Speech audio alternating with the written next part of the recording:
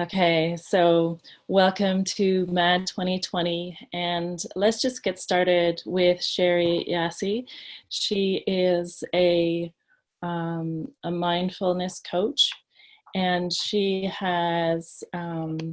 located currently in Hong Kong, but she has been in Thailand as well, and she's known for her very fun-loving and diverse approach.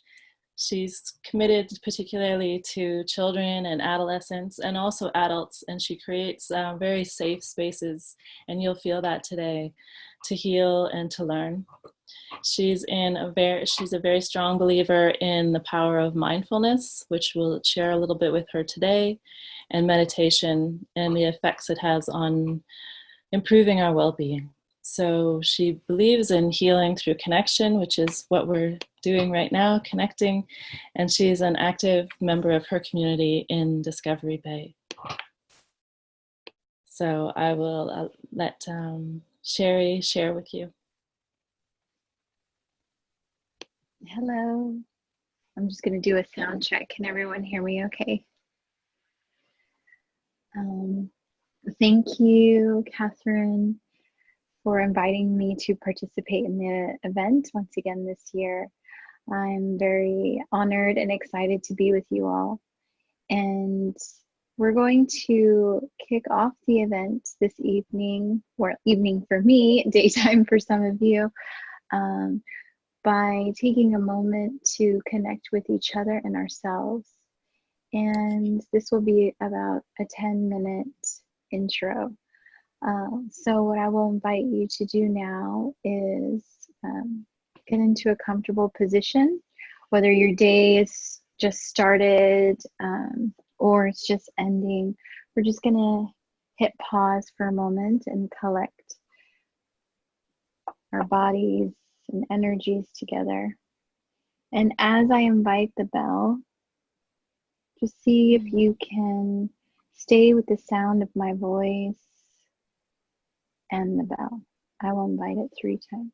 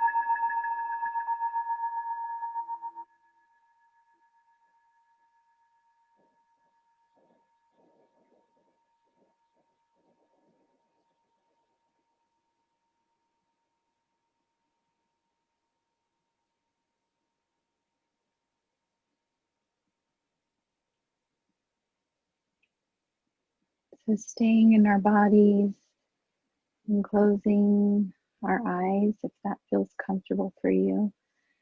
Just going to switch our attention, moving from the busyness of our minds, the long to-do lists that we might have. And we're just going to switch into sensing.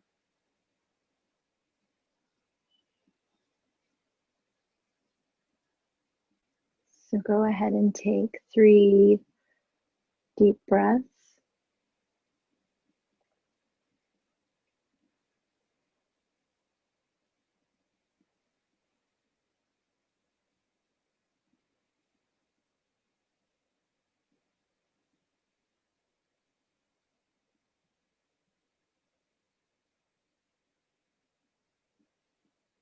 And then take a moment right now just to check in.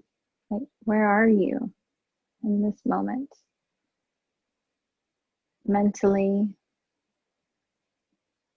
maybe choosing one word.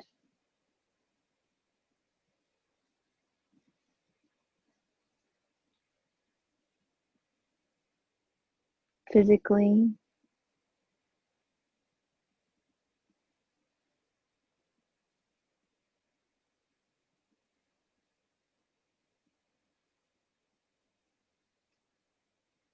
and emotionally.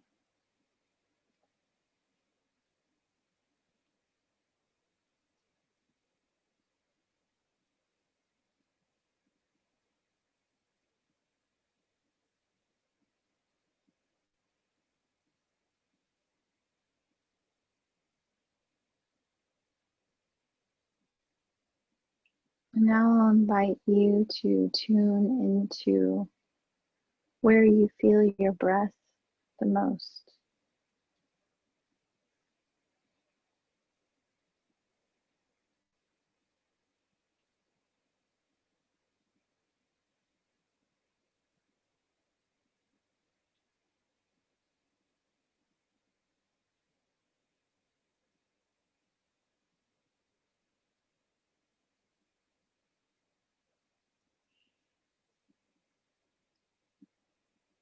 And upon doing that, you might notice areas of tension or gripping or pressure. So just take the time to send a little love and space there.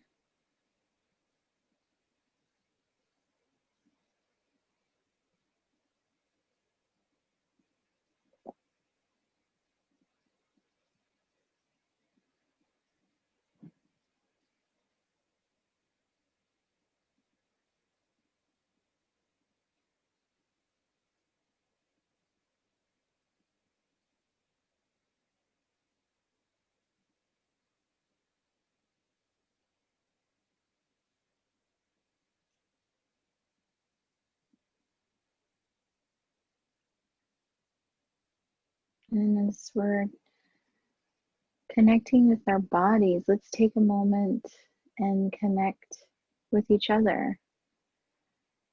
Catherine mentioned that there are people joining us from all over the world. So maybe we can just imagine this union of the different countries coming together.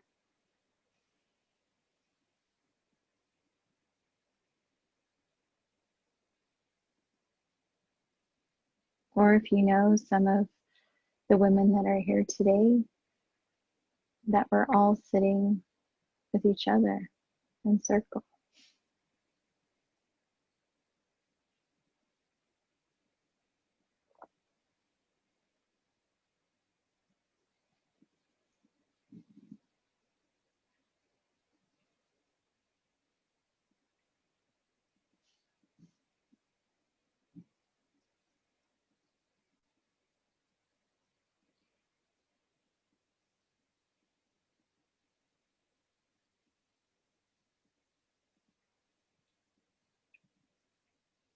And feeling that connection, that warmth, and the light.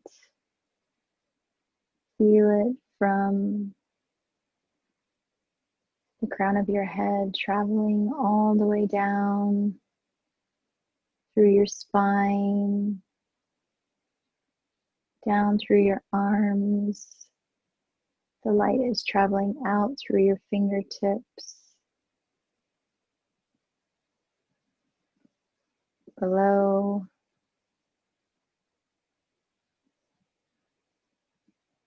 connecting and shining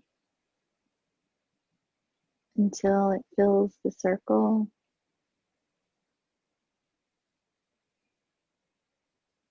Or the world that you have pictured in front of you.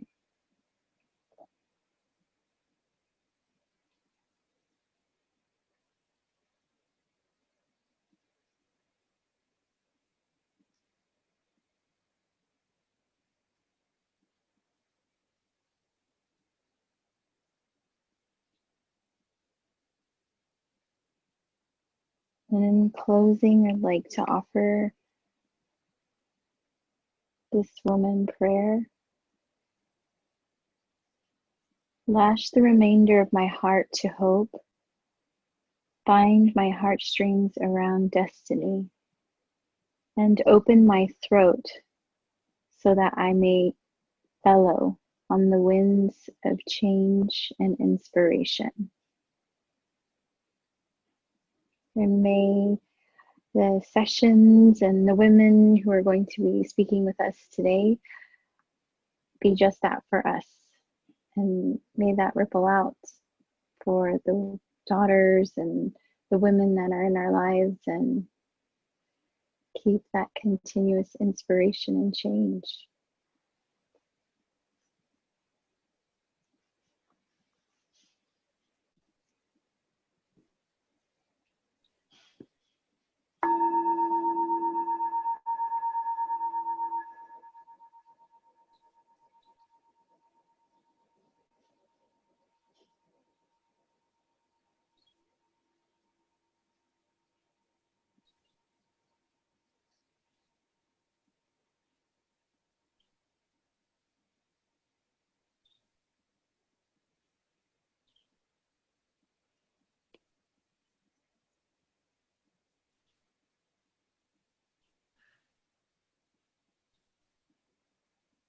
Thank you for bringing me present. And thank you for encouraging us.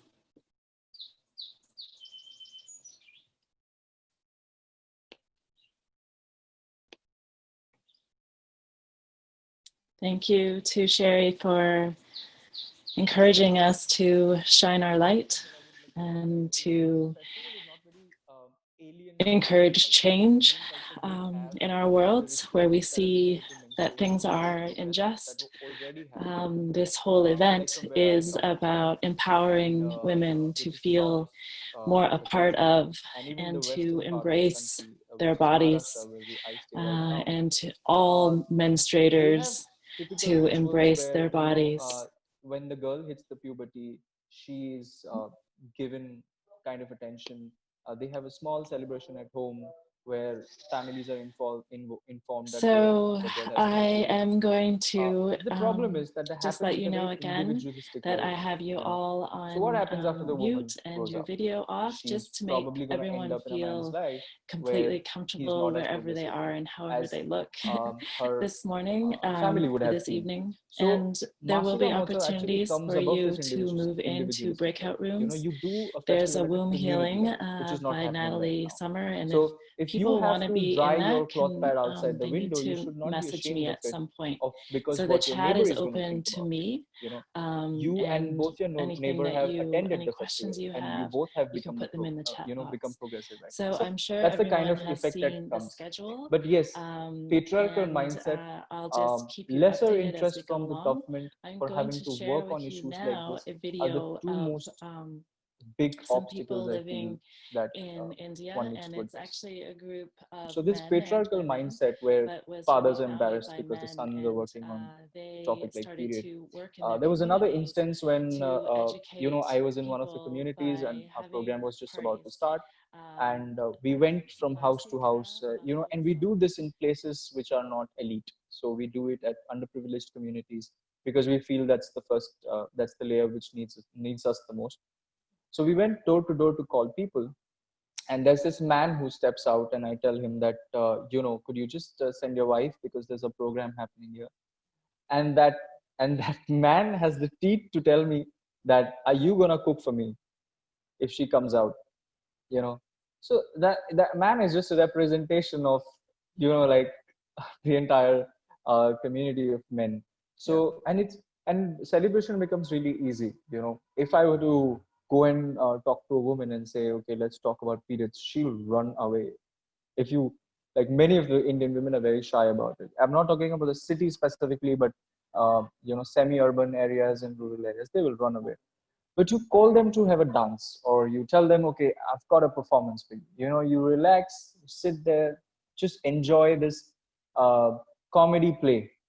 And we use a lot of comedy when we talk about it in our place. They will come and they will sit there, and through the play is designed in such a manner that you talk about patriarchal system of the society, you talk about menstrual hygiene products. So they've got educated and they didn't even realize that they spoke about periods. So that's what the magic of this festival is. These huge corporations, international MNCs, you know, I wouldn't be naming them right now, but everybody knows who manufactures the disposable sanitary napkins. They started coming up with surveys and probably tried creating an image of India where they said that, 80% of the women, and there were these surveys and findings that were out for which till date we don't have a source. As per the latest survey on menstruation done by the government, we got to know that about 60% of them have access to sanitary napkins in India in urban areas, whereas about 40% in rural areas. And considering the population of India, it's a huge number. So we're not even talking about where these disposable sanitary napkins are being dumped, they're all ending up in the ocean, the animals are eating it, they're being burnt in open, etc. So, but positively, there is a, kind of a revolutionary dialogue that has started on sustainable menstruation. And you see like men like us and Pranav and my entire team, which consists of a lot of men, have been talking about periods. Having said that, we do a period of sharing right now concentrates on that. And we, conduct sessions on sustainable menstruation at colleges, at societies, we go to rural areas, etc. And we try and customize the session as much as possible depending on what the women want. It's not what I want you to use, but it's what you want to use. And so that as a social worker, it becomes my responsibility to make that available for you. You're making them accountable. You're also talking about the environment. You're also talking about the taboos. You're also talking about the roles of the people in your family. So there are so many things that are getting targeted at the same time. You don't have to actually work at different things at different levels. Uh, I don't know if you must be aware of how in South Korea there was this pad brand which was actually not that great up to the mark quality wise, and the women there started talking about against this pad manufacturing company, and that they protested, and that made the government actually make the patent go under a few more tests. Now, it's something to laugh about that, again, the test did not cover the chemicals that ideally should have been, but they did go through that test. And that happened because the women there came together. Now, a similar movement happened in Africa where the women were claiming that it's actually Africa is becoming an experimental place for the Western people to, kind of send their products. So they said the same brand of the sanitary napkin, which was available in London, was very different than what's available in Africa. So, but they spoke about it, they were talking about it. Similarly, in India, we see that at an individualistic level, the women are facing issues as far as the products are concerned. There are women who are, facing issues of endometriosis, and they have, various kind of menstrual disorders. Now, someone has to link this, with probably the usage of some kind of menstrual hygiene product. That is not happening because the entire lobby of the corporations are keeping everything intact. They don't want people to start talking about it. And Masika Mahotsav is the kind of undercurrent, which probably then will turn out to be a movement, that helps you or makes women talk about their rights on menstrual hygiene product, makes corporations accountable. For now, if you go to any medical shop in India and you take a sanitary napkin packet, okay, and you flip the packet, you will not get the data of what goes into the sanitary napkin. How is it made? That's a very relevant question that women must ask, eventually. So that is why I'm trying to personally lobby with many government departments to get this into as a ritual, to get this, you do this as an event every year. Because, for example, the Indian government has a very robust system of primary healthcare centers. So even if you go to the remotest place in India, you will have like a primary healthcare center. Now, I'm not talking about whether it is equipped or anything of that sort, but that infrastructure exists. So when you have this robust infrastructure across India, we could probably use that and the women you've employed there to carry out this, celebrations. So that is where we thought that this is a gap that we need to fill. And it's just not the knowledge, but we can't really only talk about menstruation with women. We have to get the men involved in it. We have to get people from other genders involved in it. We have to get everybody together. And because we did not want this to be very preachy, where we stand and we tell you of this has to be done, etc., we thought, why not just like celebrate it? This is a phenomenon because of which the entire world is running. If you ask what is this one reason because of which the world is running, it's because of periods. If I wouldn't have been sitting here and talking to you if my mom did not have periods. It's as simple as that, you know. So something that gives birth, something that reproduces, why not celebrate that? Why not talk about it in a very positive way? And that was something that stemmed the thought for coming up with a concept of menstruation festival.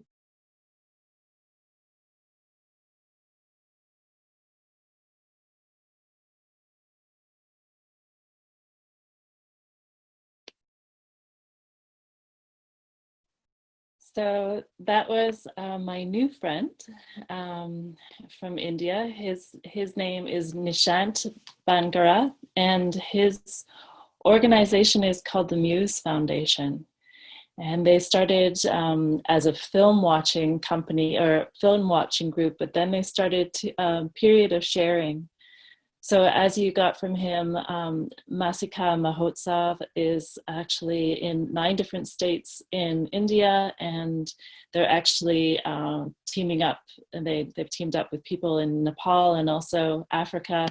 And he was calling out to us here in North America and people in Asia that we all get together and celebrate our periods. And the way that he goes about it is just so effective. So I really appreciate him. So we are joined now by Dr. Azumah, and is Bria going to come on as well with us? Yeah, okay, great. And I'll just say a little bit about these 2 lovely women whom I had the pleasure of speaking with and doing an interview, which I may have time to play for you later. And that's all about love your menses. And this is our mantra, love your menses. Everyone can say that on their own right now in their space, in their little box. So Dr. Azumah is an obstetrician gynecologist. She also, interestingly, is trained as a doula, and we talked about how that, you know, that just kind of like stays with you, that intention of making the experience for your mom, the mom, as good as possible, or as empowering as possible. So she's a graduate of Harvard T. Chan School of Public Health, and she uses her skills to scale the vision of Love Your Menses with Bria Gadsen, who's also here. And Bria is the co-founder and director of Love Your Menses. She's a wellness enthusiast and works for a nonprofit which focuses on reproductive health and justice for women of African descent. And she is very concerned about the diseases of reproductive system that disproportionately affect Black women. Bria received her MS in community health education from Merrimack College and her BS in nutrition from University of Massachusetts. She has a great passion for healing and for overcoming period taboo, yay, through health education, resource connection, and advocacy. So thank to you both. We're gonna start with having a little listen, and then there'll be an opportunity for question and answer as well. So just, you know, everyone just shoot me a chat message whenever you have a question, and we'll let it go with that. Hello, good morning, everyone. Can you hear me? Can you hear me? Good? Okay. Yeah. Because we had technical problem earlier when I and Bria tried to meet. So we're glad that it's resolved. So thank you again thank you again for giving us this opportunity to present during this wonderful day. Today, we're going to be presenting the power of intergenerational storytelling, Love Your Menses. Again, thank you for the introduction, and I'm going to hand it over to Bria so that Bria can continue we're working as a team today as we present.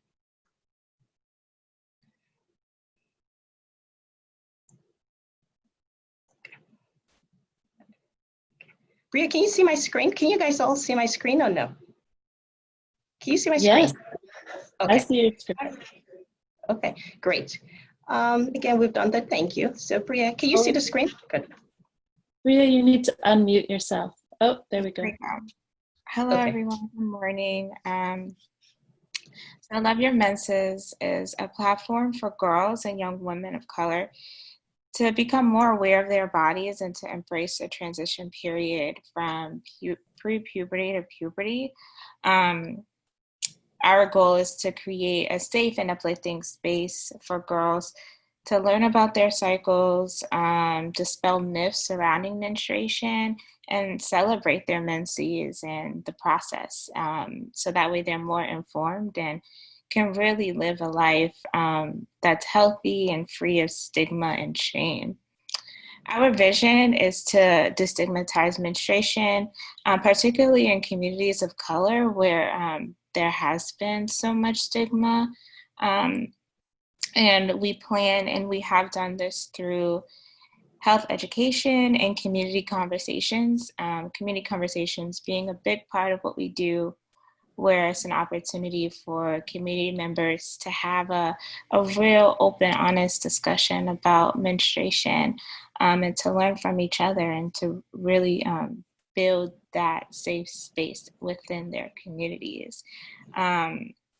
We want to empower girls, young women, and adults as well to love their menses and their bodies. And we also welcome those who are not menstruators, because menstruation matters to all, and they definitely should be a part of that conversation as well.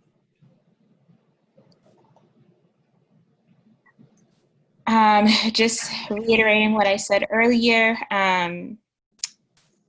each Love Your Menses event that we do, a workshop in a particular community, it's really about empowering the participants to embrace their bodies, to not feel ashamed or afraid to ask questions. That's what we want them to do, so that way we can make sure they know the facts. Is this a possible movement? Yes, it definitely is. When Love Your Menses started, we really just wanted to make sure young people understood menstruation in their bodies, so that way they could better manage their cycles instead of waiting till they're adults to finally figure it out. And even some adults still don't figure it out by then. And so we started with our first event last year in Boston. Over 100 people came out. It was amazing. And here are just two photos at the bottom from the event. Our panel discussion, and then two participants holding up a sign that says, "I love my menses." We've had people from the community just share their feedback on things we've done. Not only do we do workshops, but we also, in response to COVID-19, been delivering free period care kits to people in the Boston area who are in need of menstrual products during this time. And so one woman was just sharing how much that period kit meant to her, and suffering from fibroids and heavy periods in the past, the care packages really made her feel special, and that's the kind of impact we want to have. And then on the right, it's just we're encouraging people to just share why they love their menses. Personally speaking, I suffer from really bad menstrual cramps. And so when I'm going through it, I hate my menses in my head. But overall, I love my menses. Even though it's a painful experience for me sometimes, I love my menses because it allows me to understand what I'm going through and seek out help and treatment to better control it. And so I tend to turn the negative into a positive. So yes.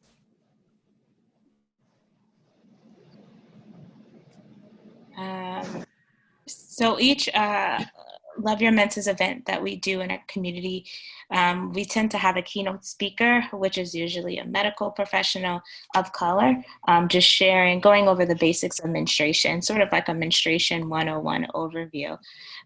Then we have a period hot topics panel discussion which is a group of people from the community to share their menstrual experiences or their experience working to end period stigma. Or this year, we actually have an event coming up this Saturday. We have our first dad who is participating in the event. So he's going to be sharing his experience raising daughters and having to learn about menstruation in order to better support them. So it's great having him join.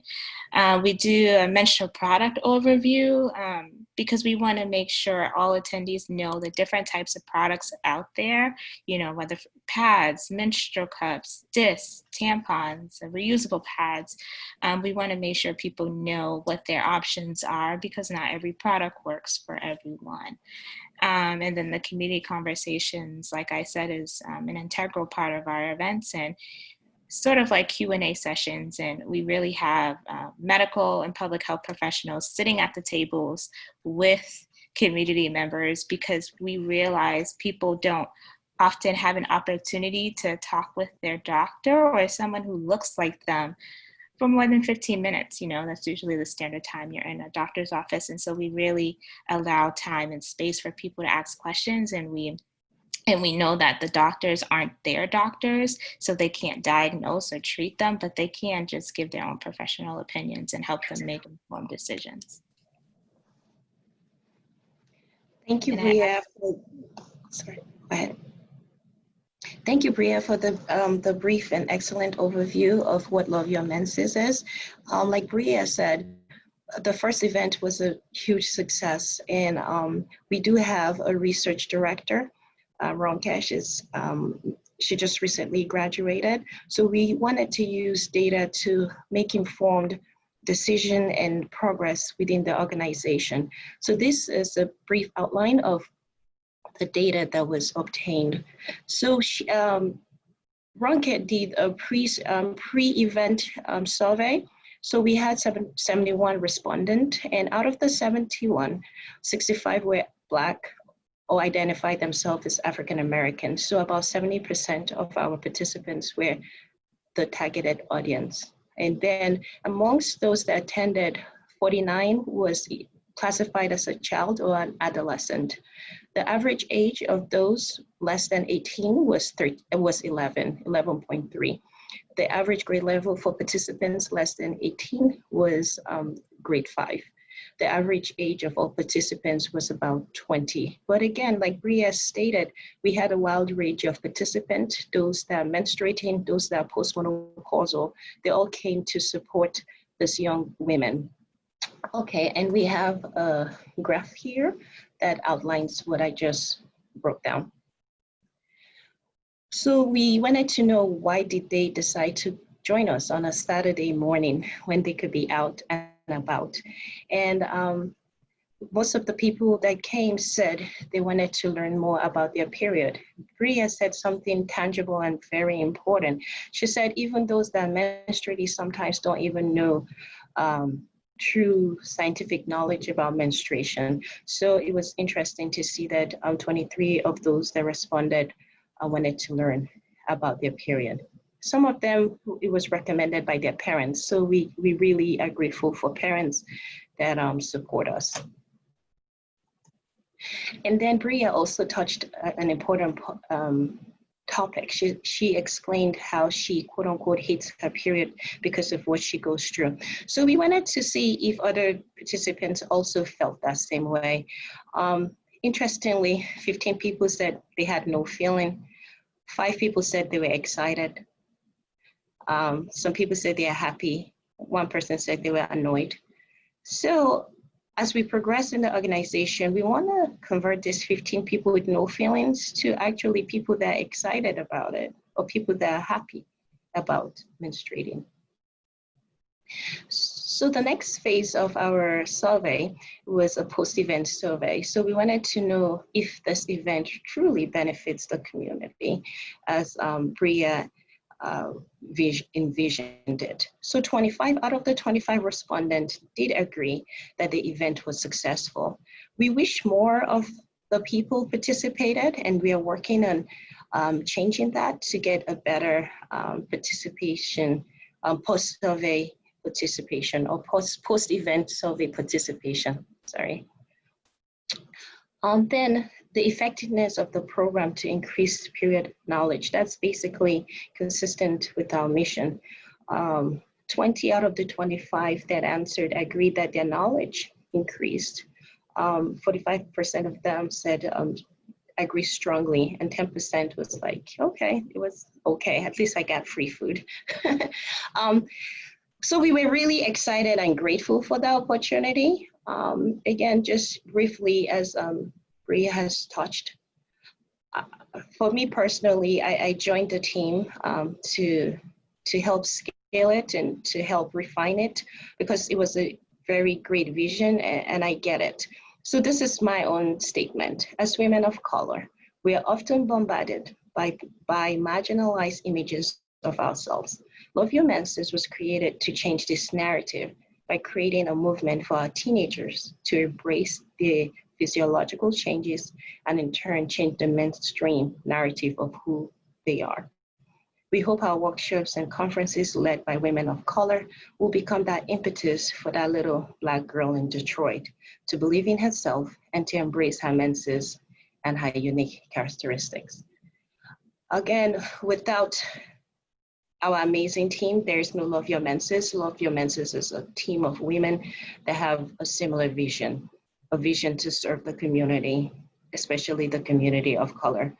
Without our director of research, we won't have good data. Without our leadership team, we wouldn't have Love Your Menses. So we're grateful for all of those that volunteer. Again, we're also grateful for all of our collaborators. Dr. Dale, thank you for giving us this platform. Thank you for inviting us to the MAD Awareness Day. We are very grateful. And then we have also, Bria can speak more on that, but it's a garment store that has teamed up with us to help support our period kit drive, so that we can support women that cannot afford their menstrual pad, to support them during this period of COVID-19. Thank you so much. Again, we are very grateful. I'm gonna stop sharing. I don't know if you guys have any question for Bria and myself. We're here to answer you.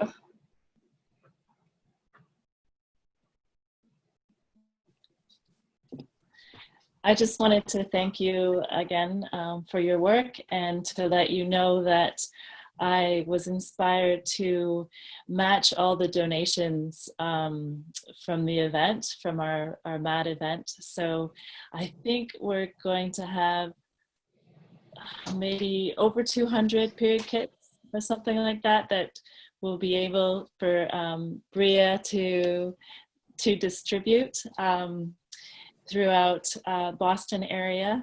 And I just love the little story that, you know, Bria delivering these gifts. And I think it really speaks to the way that you deliver gifts to the communities wherever you go.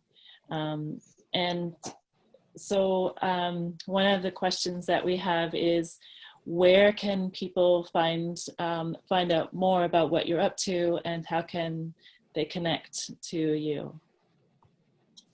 Yes, thank you just for your support with the period care kits.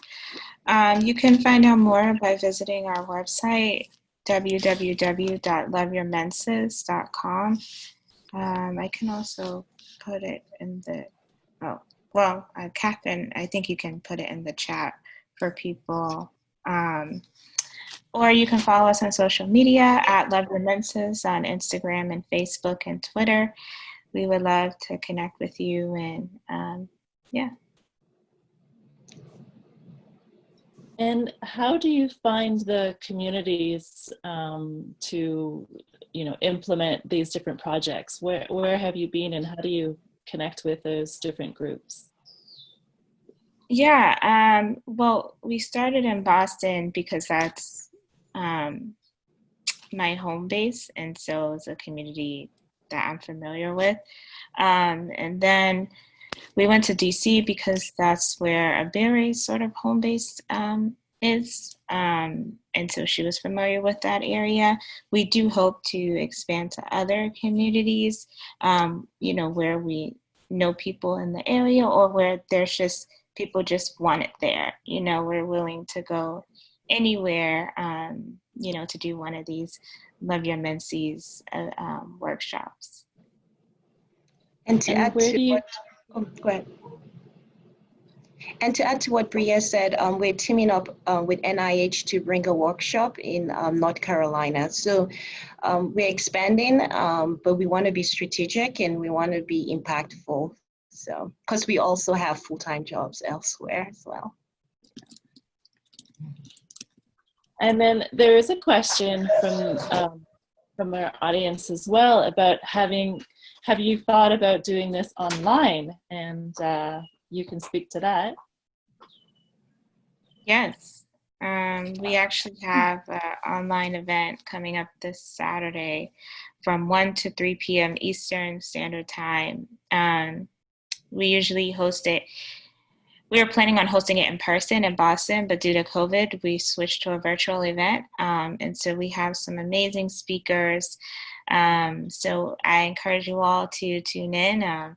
The link is, you can find it on our website, the event flyer and link. It's a free event. And, we'll be doing the Menstruation 101 overview, workshop on caring for the vagina, and we'll have the breakout room session. So you'll be in a smaller breakout room on Zoom with medical professionals, public health professionals, and other members of the global community.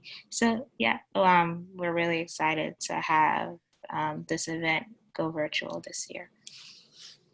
Yeah, and to add to what Bria said, we're excited for the virtual part, and hopefully we can do more virtual conferences. But something that I wanted to emphasize is this conference really makes a difference in the lives of people. I don't know, we haven't shared this, but during the first conference in Boston, a woman was so excited to see women of color physicians because some people don't see that.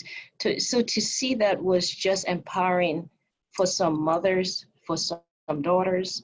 Secondly, one of our participants that was not menstruating had not reached menarche. A few weeks later, she reached menarche, so she started her period, but she was so empowered that she even went to school with her shirt.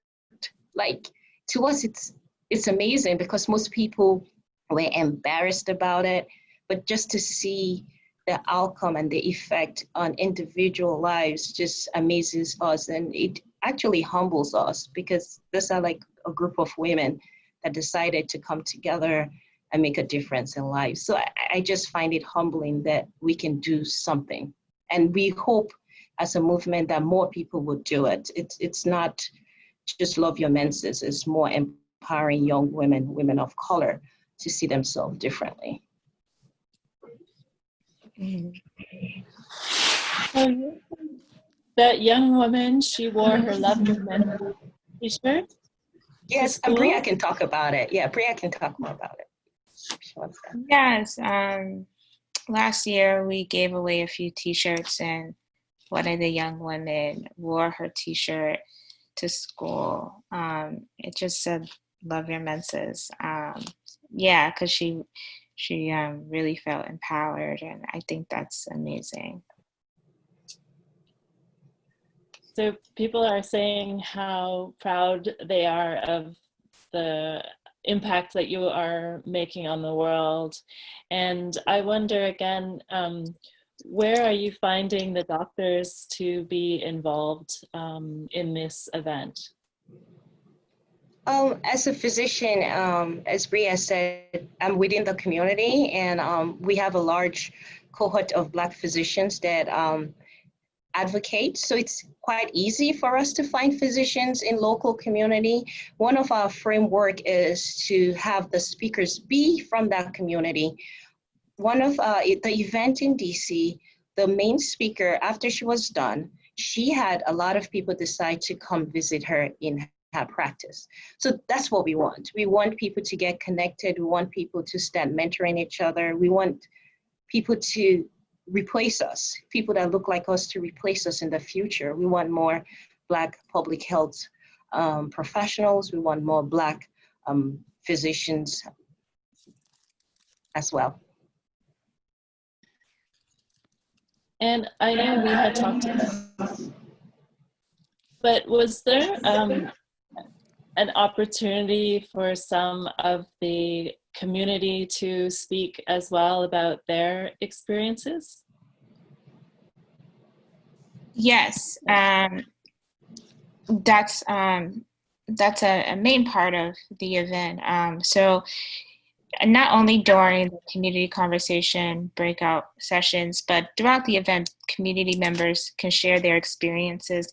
During our panel discussion last year, a few community members stood up and shared their experiences, as well as encouraging the next generation to embrace their cycles. So you would have older women from the community just sharing how, no one taught them this and why it's so important that these young people are here listening. And so that's amazing. I think it's really powerful when community members share their experiences, especially whether it's a large community or small community, because you never know who you may impact by sharing your story.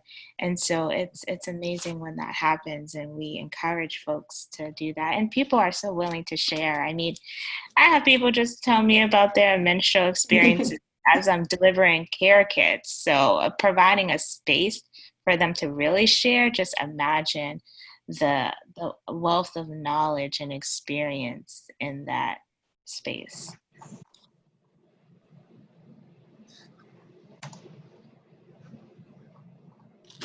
And so you're doing some work as well with Dr. Shaw. Will you be in the greater community there, or will you again focus on the Black community around her? That would be interesting. So the goal is more of the minority community. Like you said, Dr. Shah is working on a project, and she would love to have some of her subject participants be women or girls of color. So our target audience is still women or girls of color, but we are always open to expanding without losing our mission and our vision. I don't know if Bria wants to add anything to that. No, I don't think so. Okay. So what is it like in your practice then, Dr. Azumah? How do you find that girls are responding to you? I know we had spoken about how, the world sees this as a taboo topic, but within your practice, it's very easy, would you say, or how do women respond to your openness about menstruation? That's a very good question. Just various experience. This organization has influenced me personally because I'm more aware of the larger community. As a trained gynecologist, the female reproductive organ is what I do every day. So to me, it's not a taboo, it's natural. Like my daughter that's 3 years old knows about the vagina, the uterus, like everything. Yesterday, I didn't tell Bria, she wore her Love Your Menses t-shirt. So it's normal for me. But with the organization, I'm aware of the taboo. So now when I talk to my patients, I let them know that I'm aware of it, and I try to let them know that this is a safe space. I remember a patient of mine, while she was having intercourse with her partner, she developed pain, but she comes to me and she was so embarrassed to say that. And I'm like, I'm a gynecologist. I don't mind. I want to know everything, So she was like, really? I was like, yeah, it's part of life. So I'm aware the organization is teaching me to also be aware of other people's, not stigma, but restrictions that I don't have as a gynecologist. Yeah. And And also with idea that you are, as well as a gynecologist, I hope you are, but just other medical doctors as well. I don't know if the majority of the doctors that you're working with are gynecologists, or if you bring other general practitioners in, but really to change the conversation that the doctors are having with their patients as well. Just regular general practitioners encouraging women to share their symptoms. Like, that symptom is very important, to understand what's going on with the body. There could be a prolapse, or it could be something else that's going on in the body that's causing pain during sexual intercourse, and it's important. So are you working with other non-gynecologists and just regular GPs? Right now, in the current practice I work with other gynecologists, but in the past, when I was in DC, I worked with other women, and regardless of if they're gynecologists or NPs or PAs, they all have the same vision to make patients comfortable. So I think there's a bias in my subset of group that I always work with women that have the same vision of empowering other women. So I've never had that issue, but I'm aware that some people do. And that's why Bria and myself and the rest of our team, we're trying to change that narrative by doing what we do. So I want to just see if there's any other questions that people have. Maybe they have a particular question that they want to ask Dr. Azumah about something that's going on with their own health. Of course, as you mentioned, advice is not given directly, but just to start to open up and feel comfortable at any time when you need the support. You can reach out to them at Love Your Menses, and I encourage people to participate on the weekend. I know there are some events that are focused on adolescents specifically, and of course, I mean, a lot of their work is, but that might be something that people can share with young women that they know. The importance of mentoring is, really, really big as well. And I wonder if you could maybe speak about that topic as well, about mentoring. Yeah, I don't know if you want to talk about mentoring.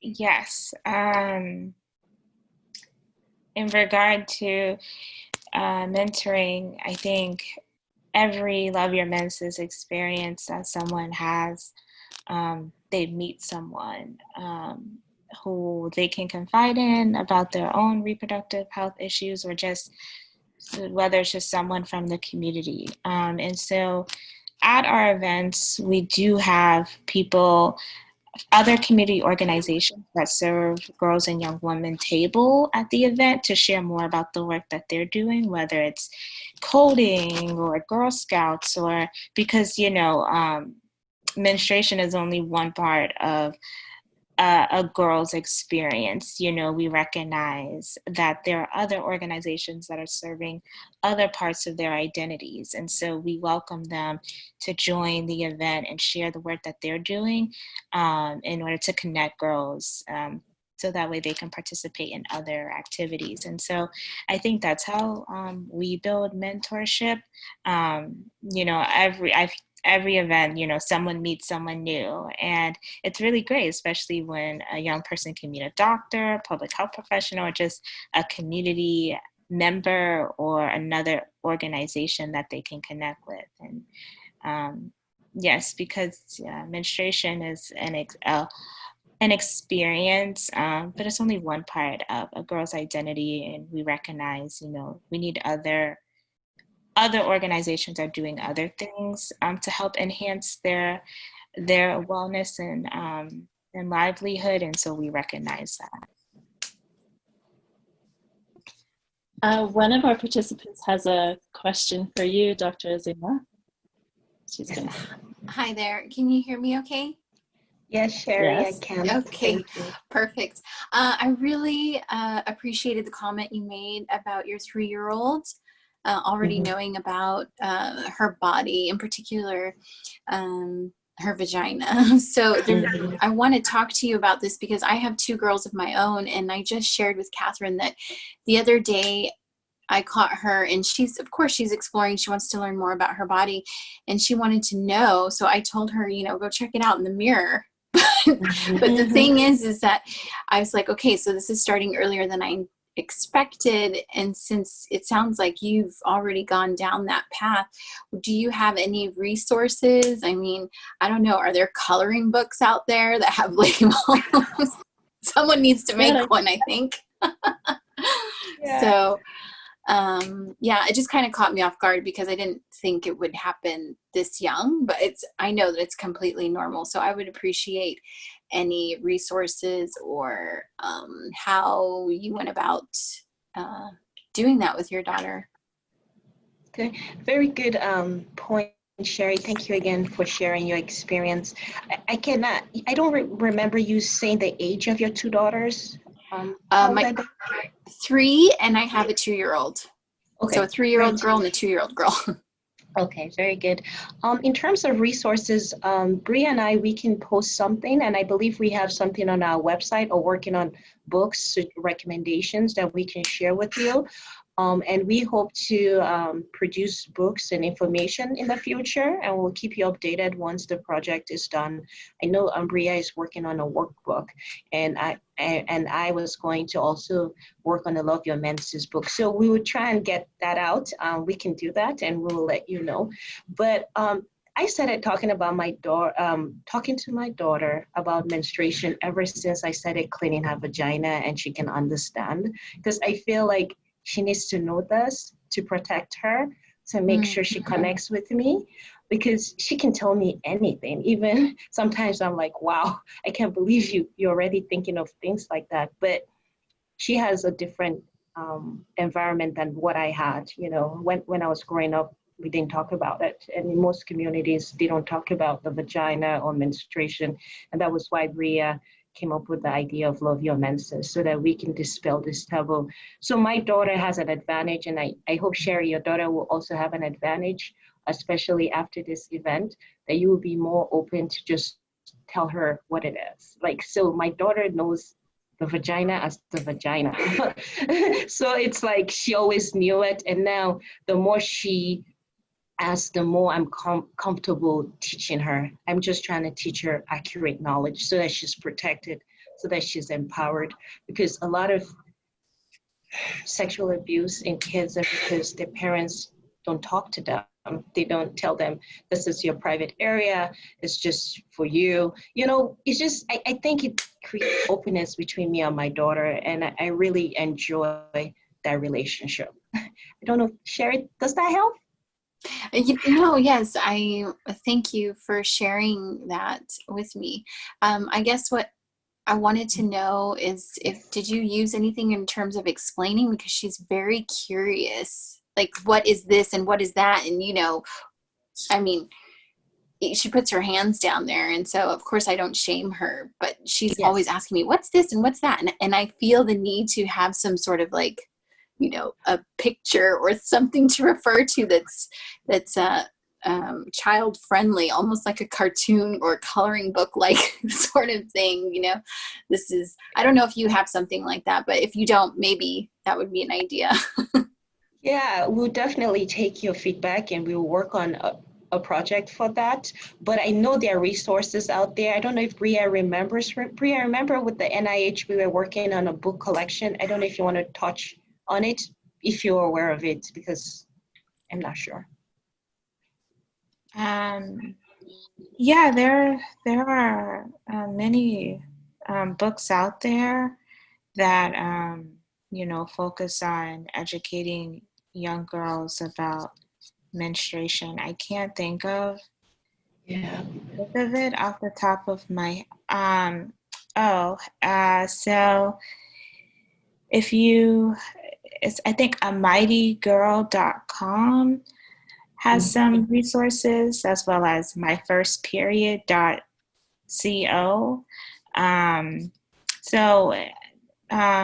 Yeah, I would check out those, even do a Google search and look on Amazon. But there are some books out there, some really good books teaching young girls about the menstrual cycle. Yeah. Okay. And Sherry, oh, sorry, you were going to say something. No. I just have one of the other participants has some ideas about resources. Okay, go ahead, please. Is that okay, Sherry? Yes. Thank you. Thanks for sharing. Okay, Hani. Oh, there. So yeah, one of our participants has some ideas in mind for resources for young people. So go ahead. Sure. Yeah, this is Hani, and I just wanted to thank Dr. Azumah and Bria. You girls have really inspired me in the last, just a short moment that you got to express, what you are up to. And I just really want to tell you that your mission and your heart and the change that you're making is really important, and I can experience the powerful ripple effect that it will have for generations to come.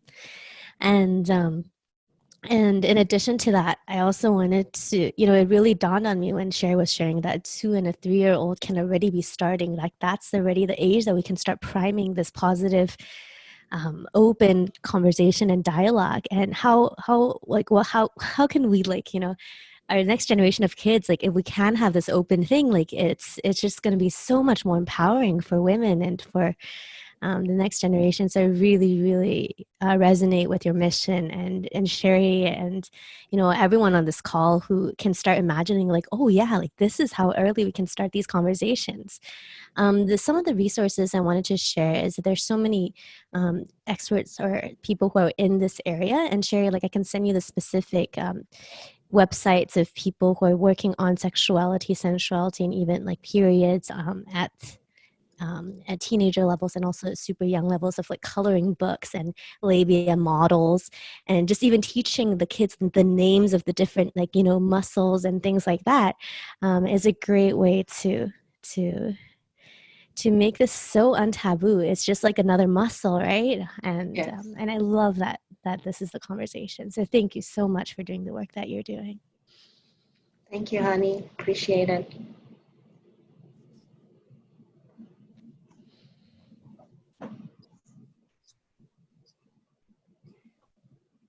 Great. So, wow, people got really excited there as we started thinking about how we could change the experience of women, young girls from the age of 2,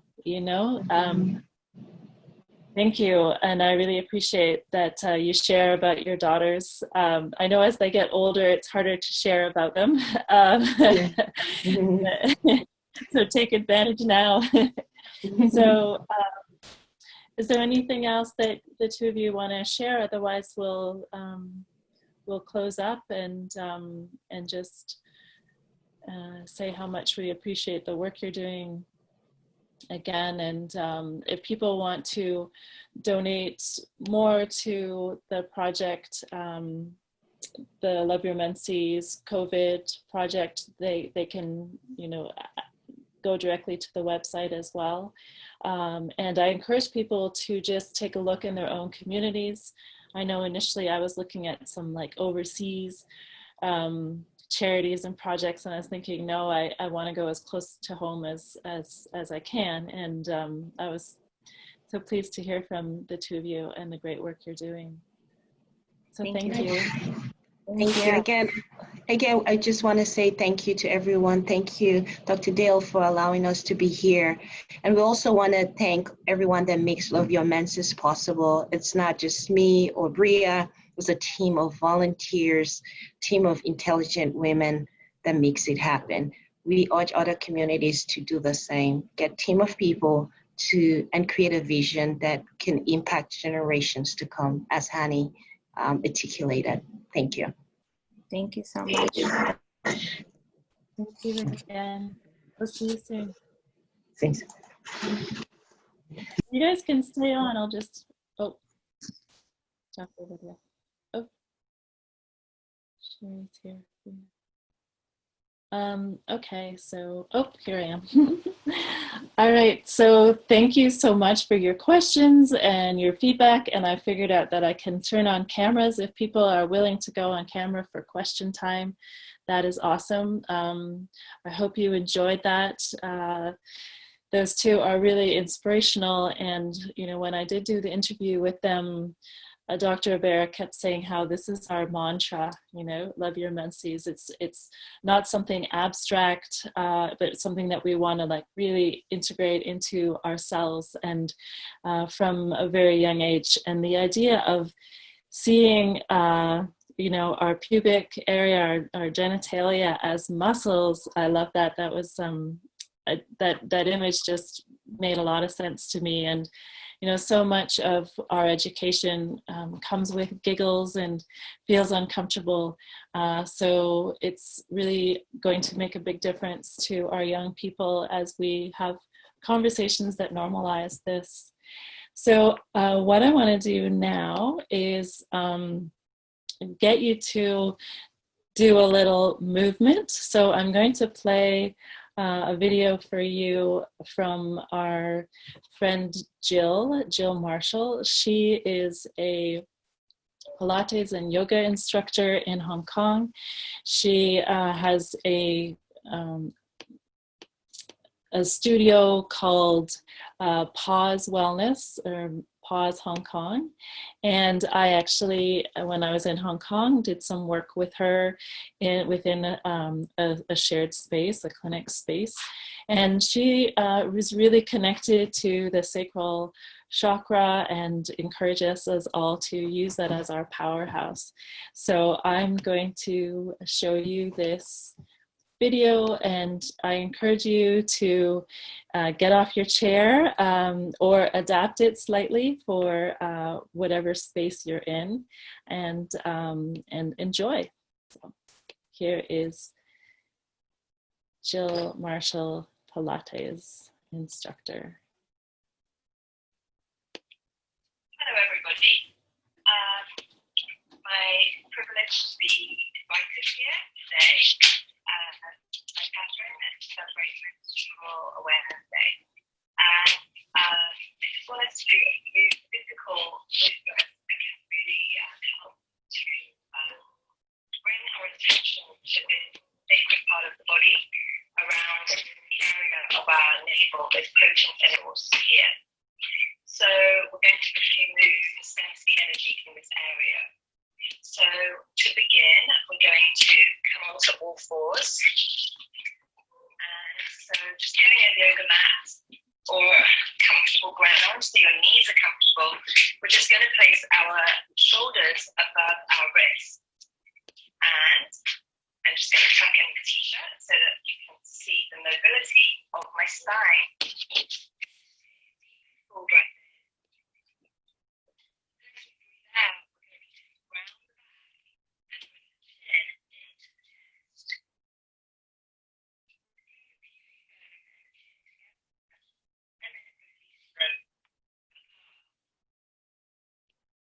Arching the back and then rounding the back.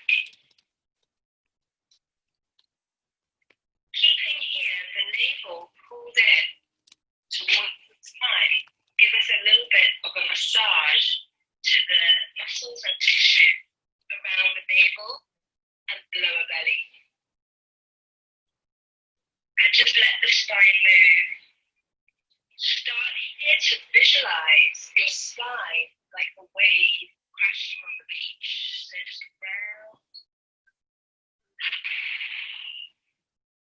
Breathing in and breathing out.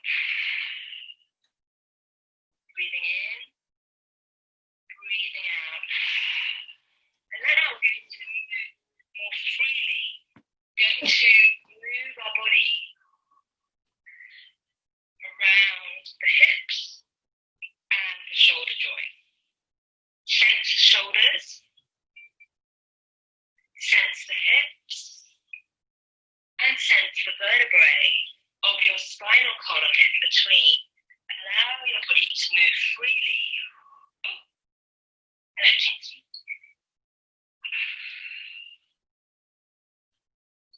massaging around the belly, bringing that energy into that creative chakra, the Swadhisthana, just below the navel.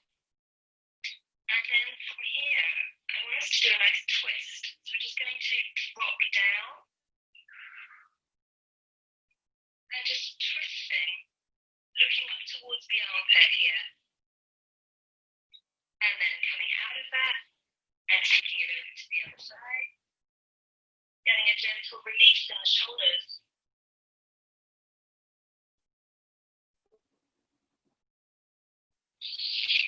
And then coming up, walking the legs back.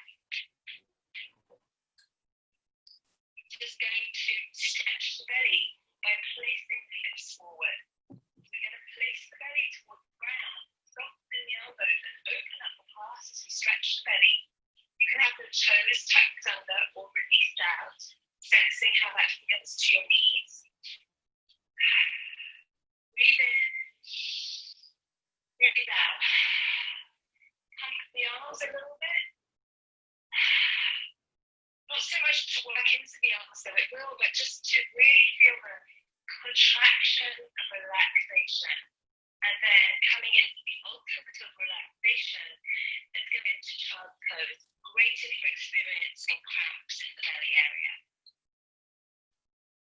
Here, just relax the head down, round the back, drop the head and shoulders, and take deep, full breaths in. A deep and full breath in, and then exhale. Again, inhale, feel the back of the rib cage like bellows as you expand and narrow.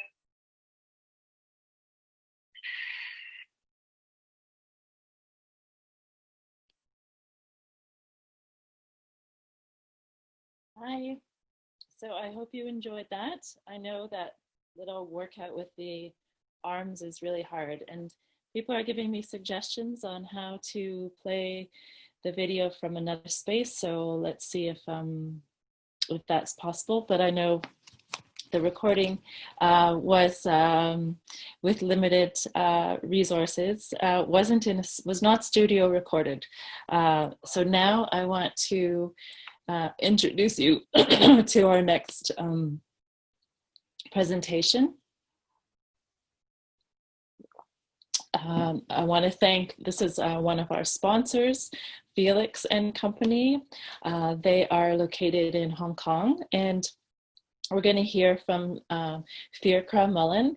He's from Ireland, but he actually does speak Chinese. He's lived in Asia for over 10 years, and he's a consumer product design and marketing specialist, but he has a special interest in cannabinoids and how they can change our lives.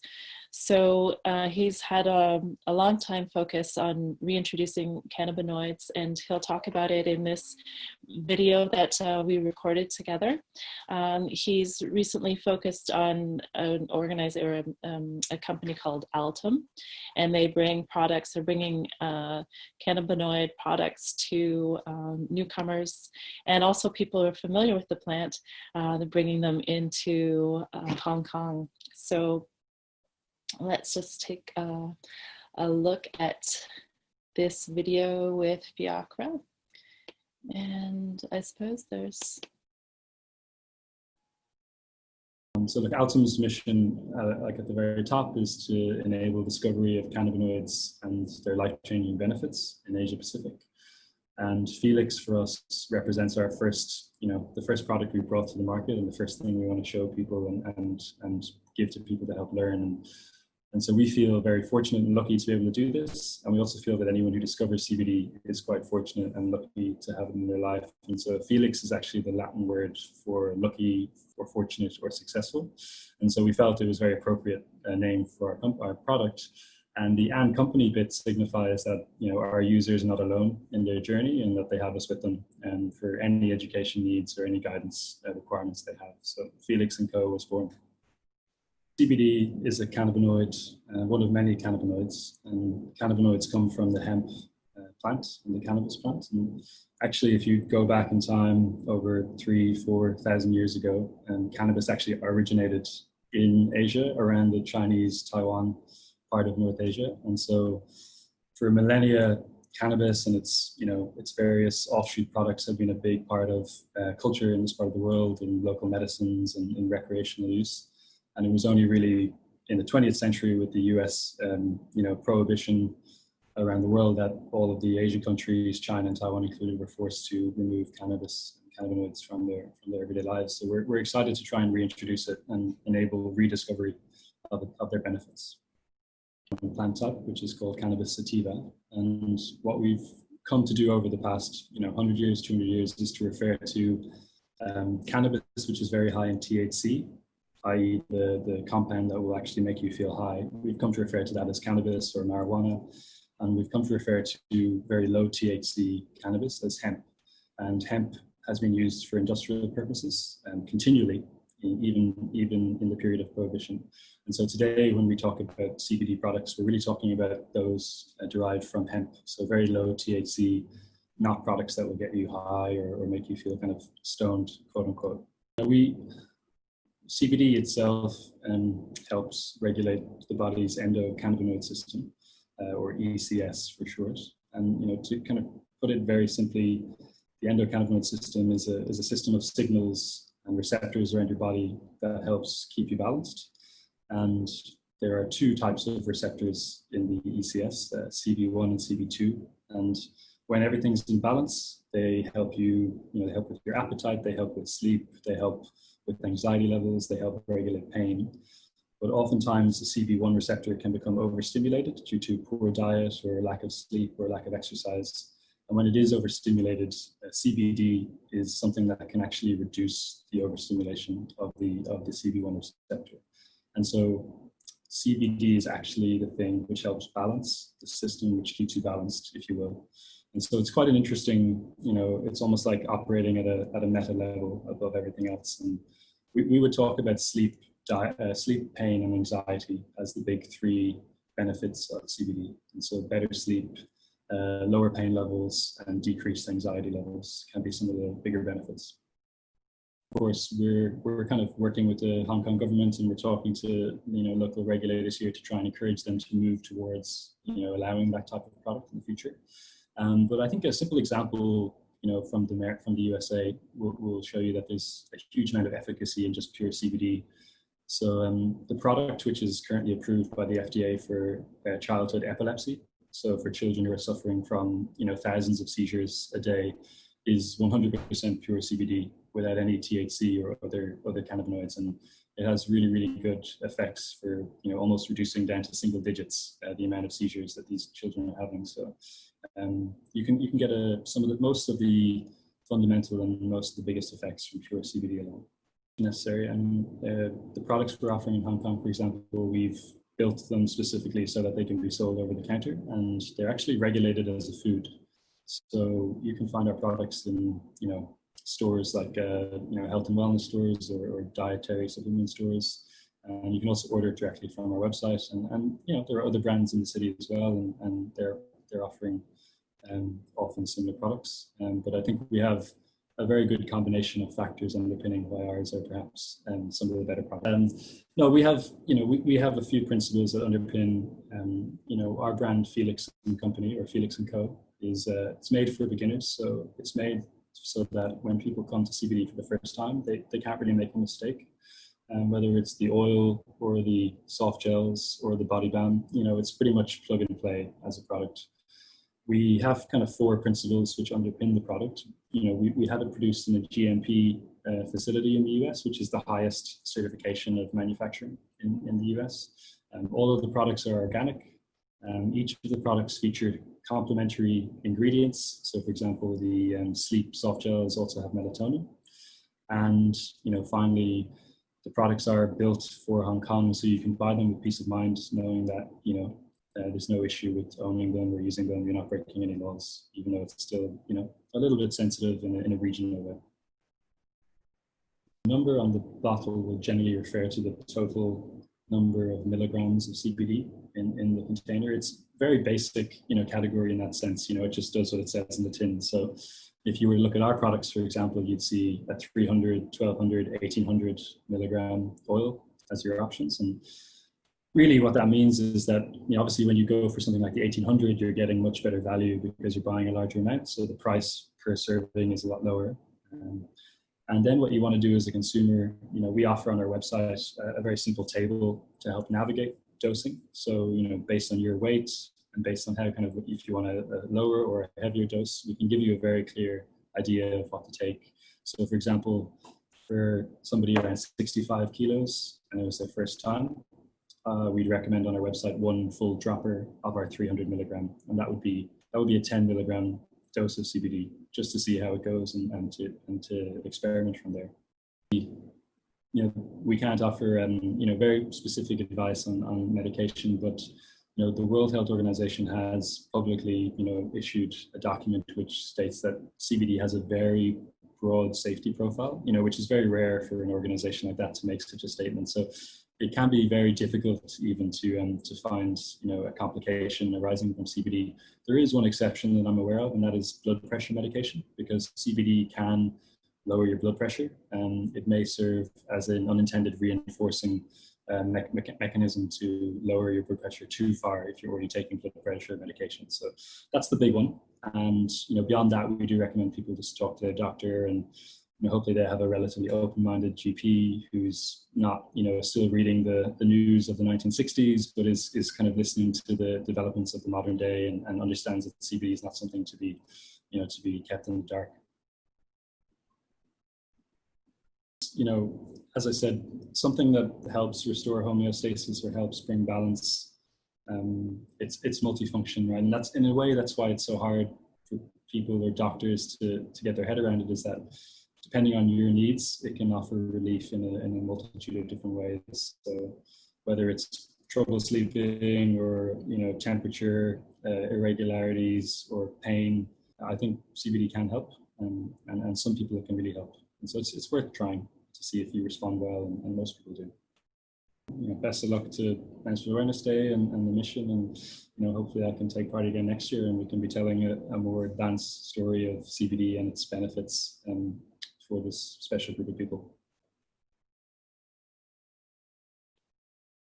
So we are going to hear even more from Fiacra, and we're going to hear more about CBD tomorrow. I had a lovely catch up with my panelists yesterday, and some real like-minded beings on this idea that the plants around us can be hugely beneficial to our health, our mental health, our physical health.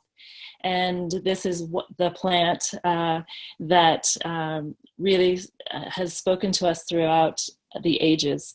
So another colleague of mine, or another sister, is going to share with us now, and she as well, I know, appreciates teas and plants and the medicines from our earth, and she's going to share a ceremony with us now.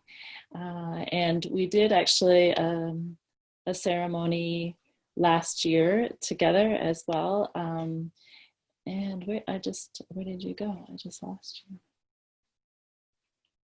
And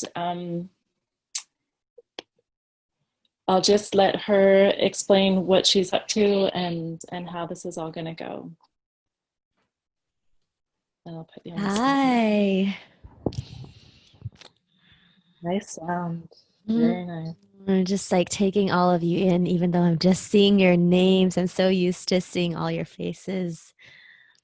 Good to see you, Nathalie, Sherry, Hannah, Millie, Miriam, Shayla, Ella, Valentina, Yana, Millie, I saw you earlier, Pris, Lilu, and everyone.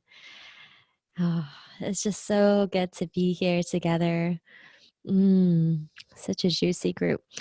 So I have so much that I want to share with you, and we have such little time. So I'm going to start off by just thanking all of you and acknowledging Catherine as well for just bringing us all together into this space today.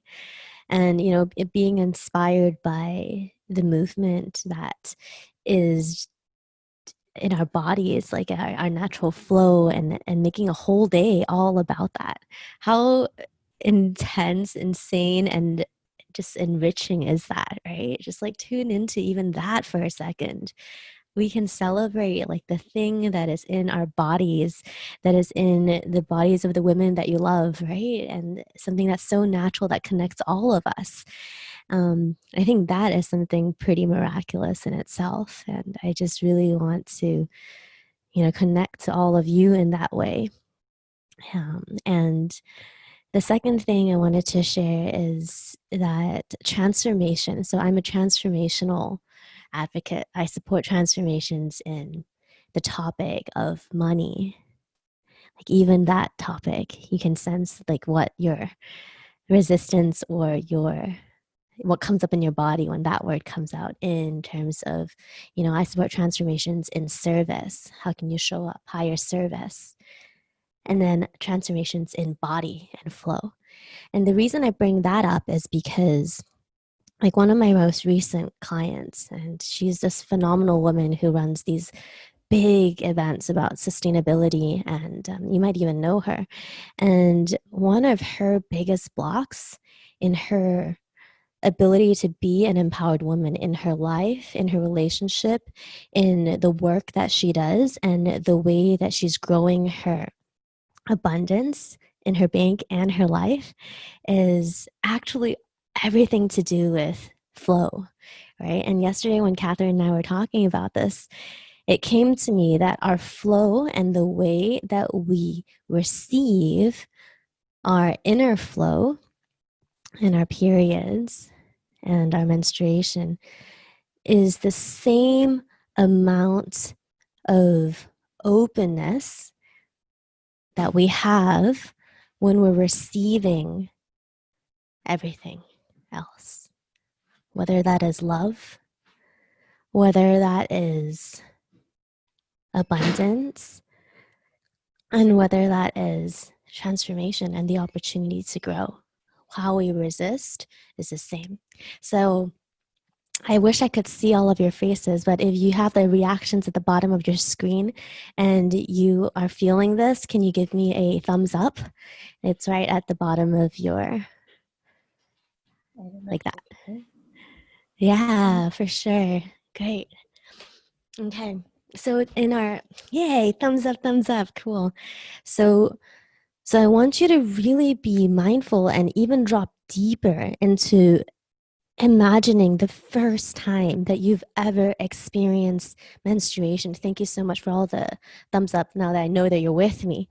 And we all know that the traumas that we create in our smallest, youngest age can influence our abilities to receive and be with ourselves, our bodies, and in turn be with our families and our communities, right? So I want to run a really quick ceremony to honor that first moment that we've ever seen our menses or even heard about it. Maybe saw our moms, and go in there and take a look at what that might look like, and explore it and see if we can heal some stuff in the short time that we have together. So if you're ready to do that, let's what shall we do? A clap, I guess, since that's the other one. like a heart clap with your hands on your heart.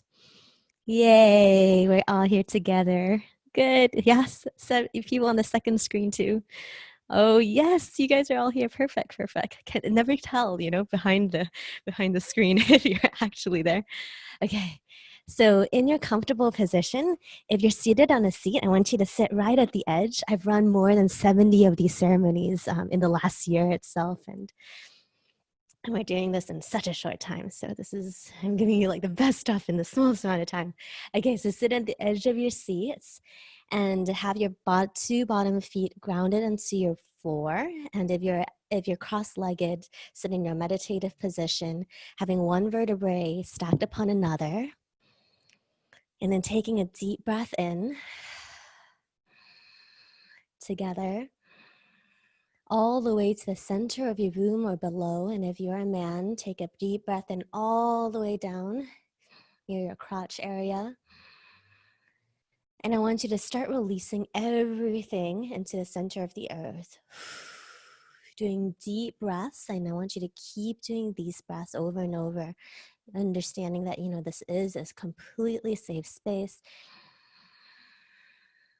and allowing you to really, really drop deep and exhale all the way.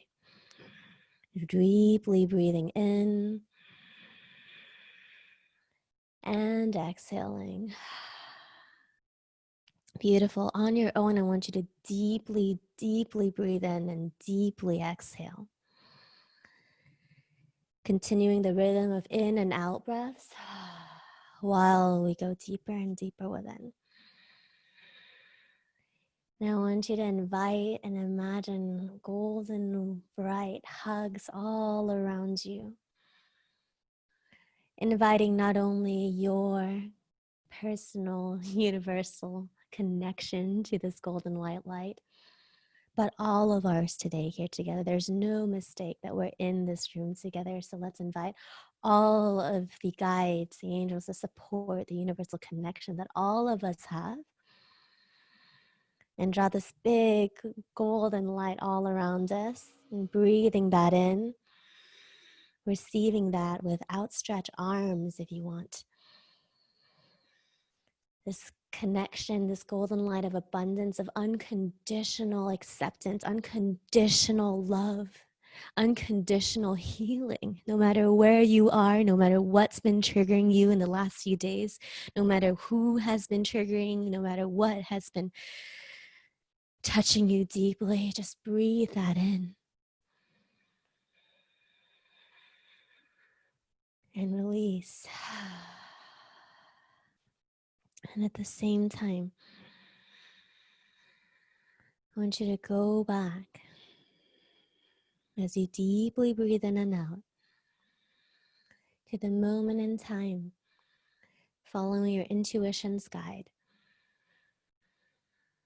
When you first experienced the idea or the even notion of menses, this word, or period, or whatever in your language it is. And allowing that to show up in whatever form it wants to, breathing deeply into that moment. It might just be a little dot in your mind's eye or in your heart. It might live in your heart somewhere, or it might even live in your genitals. Breathing deeply in.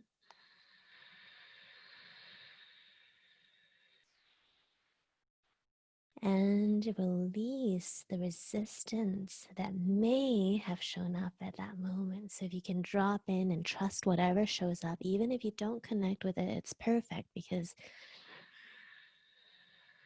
all you need to do is breathe into that space and allow the resistance to dissolve and melt away. Breathing in big white golden light and blue and purple flames that's able to wash away resistance, negative associations. Instead,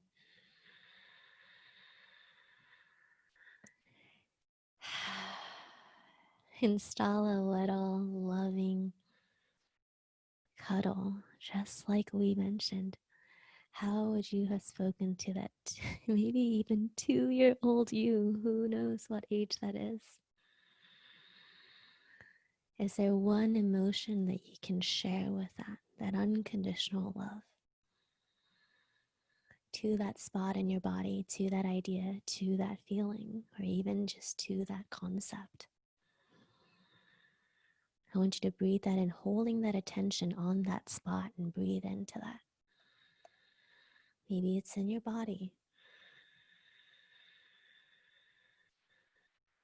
And as you exhale, I want you to expand that and watch the space that it creates. Breathing deeply in again.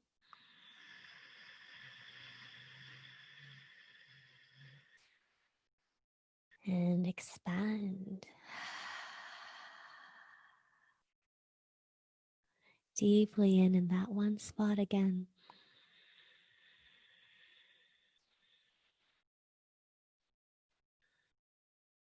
And expand.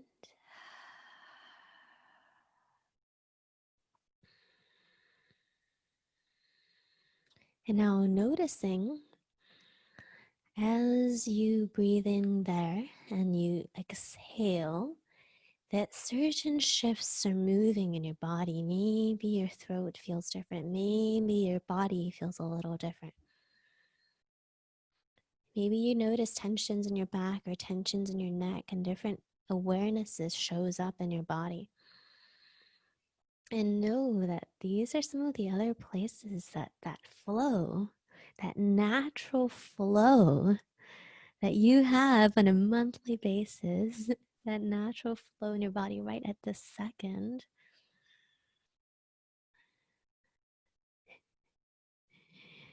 Is kind of hitting some tension or resistance, but that's okay. And so you acknowledge all of that and just let it all go. So breathe into all of the resistances right at the second and let it know that you celebrate it, that it's okay. Let it all fall into the center of the earth.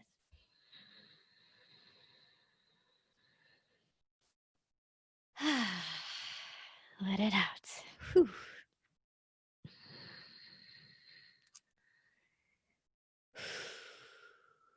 Just shake it a bit. Now you can shake and rotate your body. So imagine you have an axis straight in the middle, and you're going to rotate your body on that axis. Maybe your spine a little bit. Just rotate that axis as you take a couple more breaths to integrate this experience. You may want to roll your shoulders as well, or even your neck.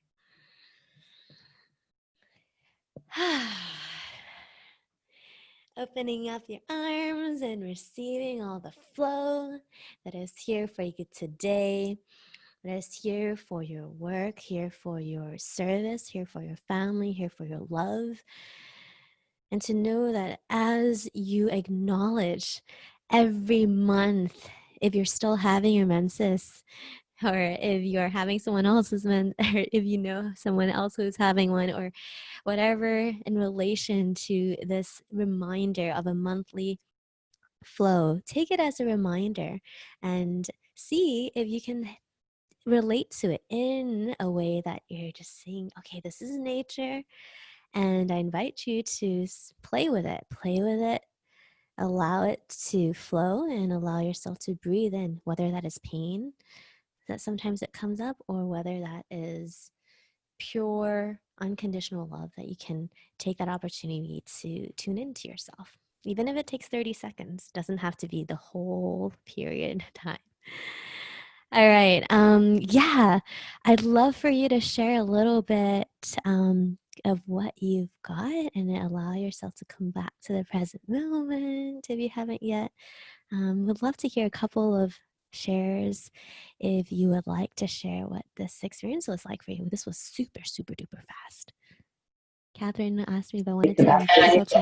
Yeah, sure, go for it. We need to make the best decisions. All right, so all of you are unmuted.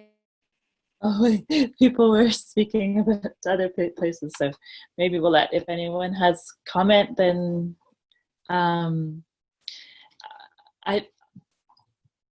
everyone? Oh. To open up to everyone, and then if you could just share one word or a couple of words of what your main feeling was. We're having global conversation now. Yeah, I mean, if the cleaning lady comes and they're there and like, who's the cleaning lady? I guess I have to find out her cancellation policy. I will unmute you, Hani. and then Sure. we'll try one more. Let's try one more time. Yeah, let's take a deep breath together to just acknowledge that there's like a whole other world with lots of things happening at the same time. And drop back into our safe space. Okay. From this space, is there anything that showed up for you that you would like to share? Is there anything that that was an insight for you that you got? It's a super short one, so sometimes people just like go there. Sometimes anything can happen. So if you have something you want to share, you could raise your hands or message Catherine. If you felt a shift and if you were with us during this meditation, I guess put the little thumbs up and let me know. It's so funny because this thumbs up is just kind of like good, but at the same time, it's also the emoticon we have here. Awesome, Ella, Adrian. Would you guys like to share what you experienced, Ella and Adrian?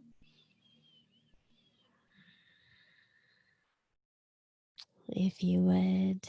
Okay.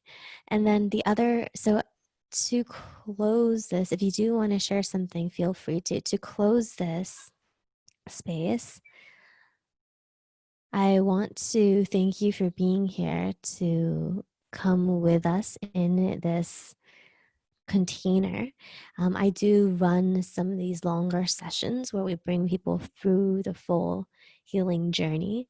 A lot of my work is in relationship to how to tie this particular piece of healing our womanhood, healing our power from deep, deep, deep within, and how that relates to the work that we do in the world, our families, the impact, and all of that together.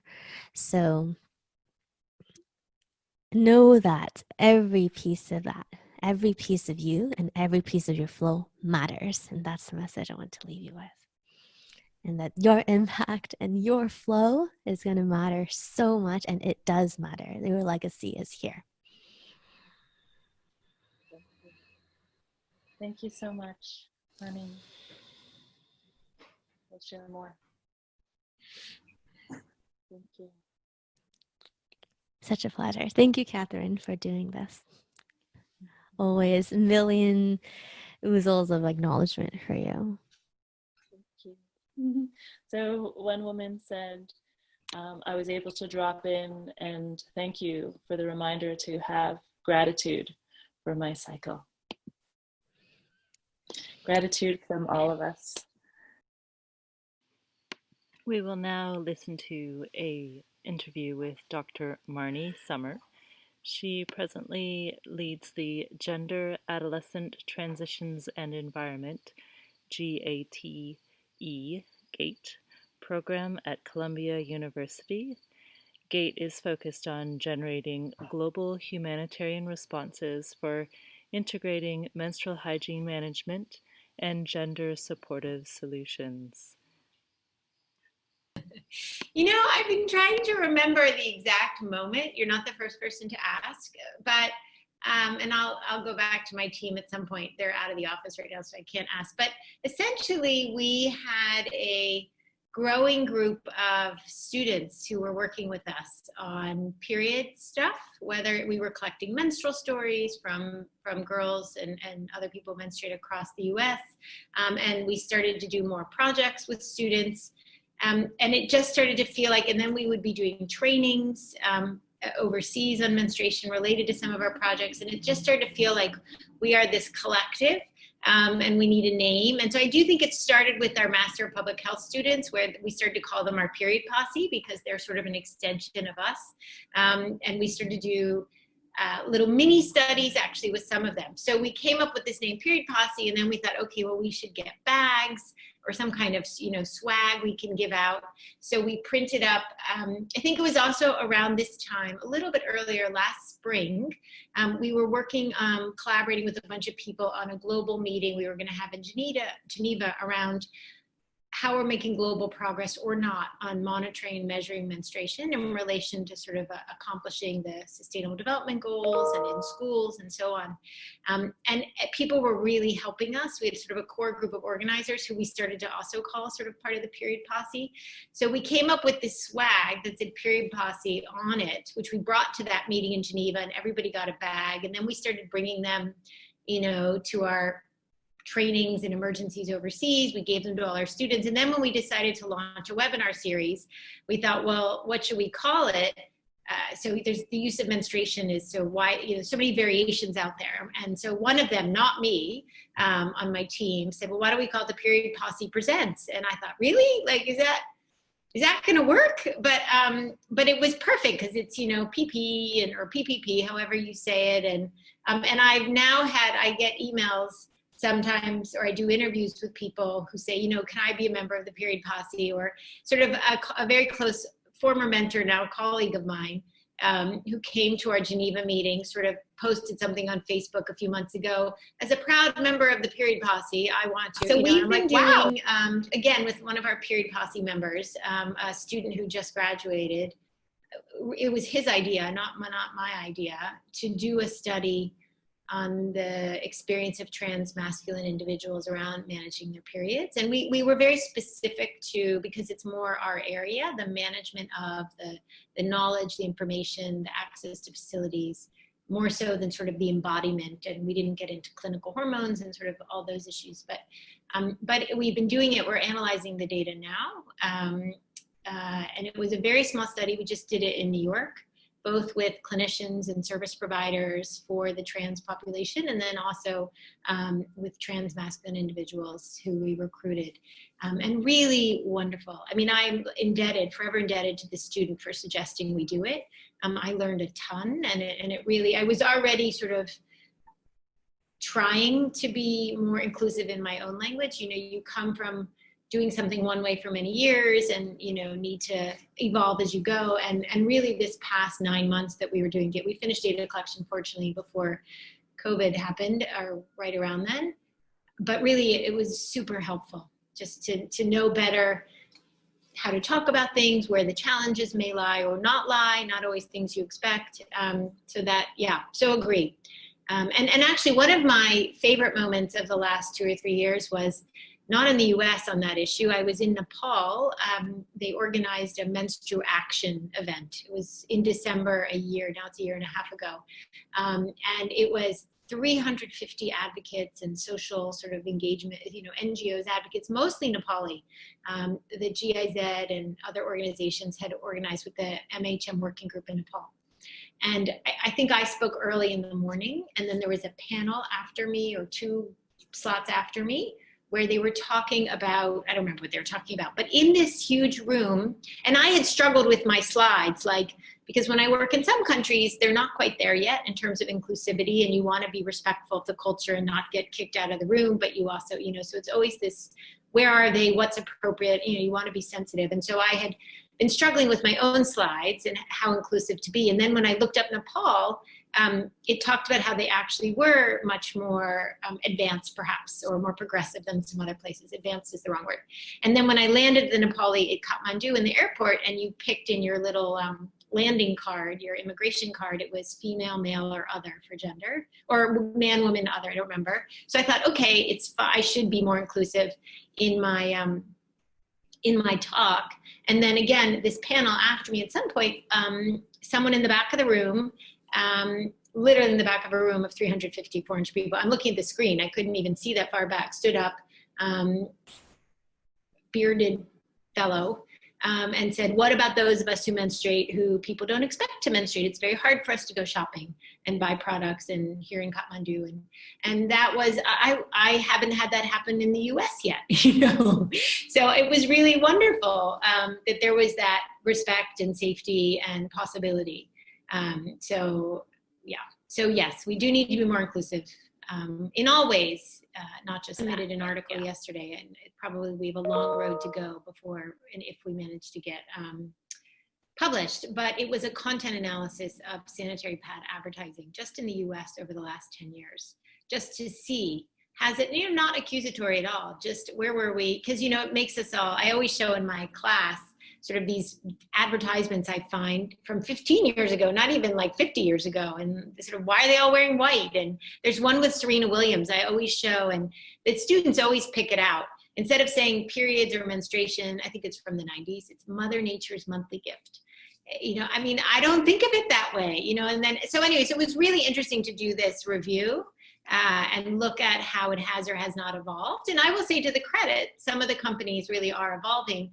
And we also sort of had the impression that the newer companies, like sort of your indication of period panties sort of coming into the market, are sort of pushing that a little. But again, America's a diverse place, and people, as we know right now, have very strong opinions. So obviously always it's a balance. And while it is, that sort of means that Western women get to choose, and people in lower resource contexts don't get something better than maybe. And not to say traditional methods are bad. I think traditional methods are fine. Depends on what it is and if you're able to manage. But I think the reusables, the various range of reusables, has certainly made people much more comfortable with the provision of products and alongside of all the other things you need. And so that's good. I think you run into challenges sometimes with the reusables around, but the same thing with disposables around quality, or like we ran into an issue in some refugee camps a few years ago where they were giving out reusables because it was more sustainable. They didn't have to do the distributions as often, and it's expensive. And but 2 of the 3 camps where we were didn't have water, so girls were just throwing them away because they couldn't wash them. So again, it's not the product itself is only one piece of the equation, obviously. So for sure, we want to make the environment better, but not do damage. But there's the other aspects to consider as well. Menstruation 101, I think, or bleeding 101, and we're having an obstetrician gynecologist who's going to speak, who's an expert on all things periods, menstrual bleeding, menstrual disorders, menstrual cycle. And then we're having a colleague of ours from Colombia who does a lot of work on endometriosis. Because one of the things I came to appreciate, I have a background in nursing and public health, which has served me well, as many people sort of having a bit of a combination of the clinical with the public health. But I'm sort of struck in every country where we work with girls, and then also as we do work in emergency contexts, with how many people, if you just look on the internet here in America, how many people don't really have the basics down. We all know we bleed, we all know sort of how often it happens, but really what's happening in our bodies and what's normal and not normal.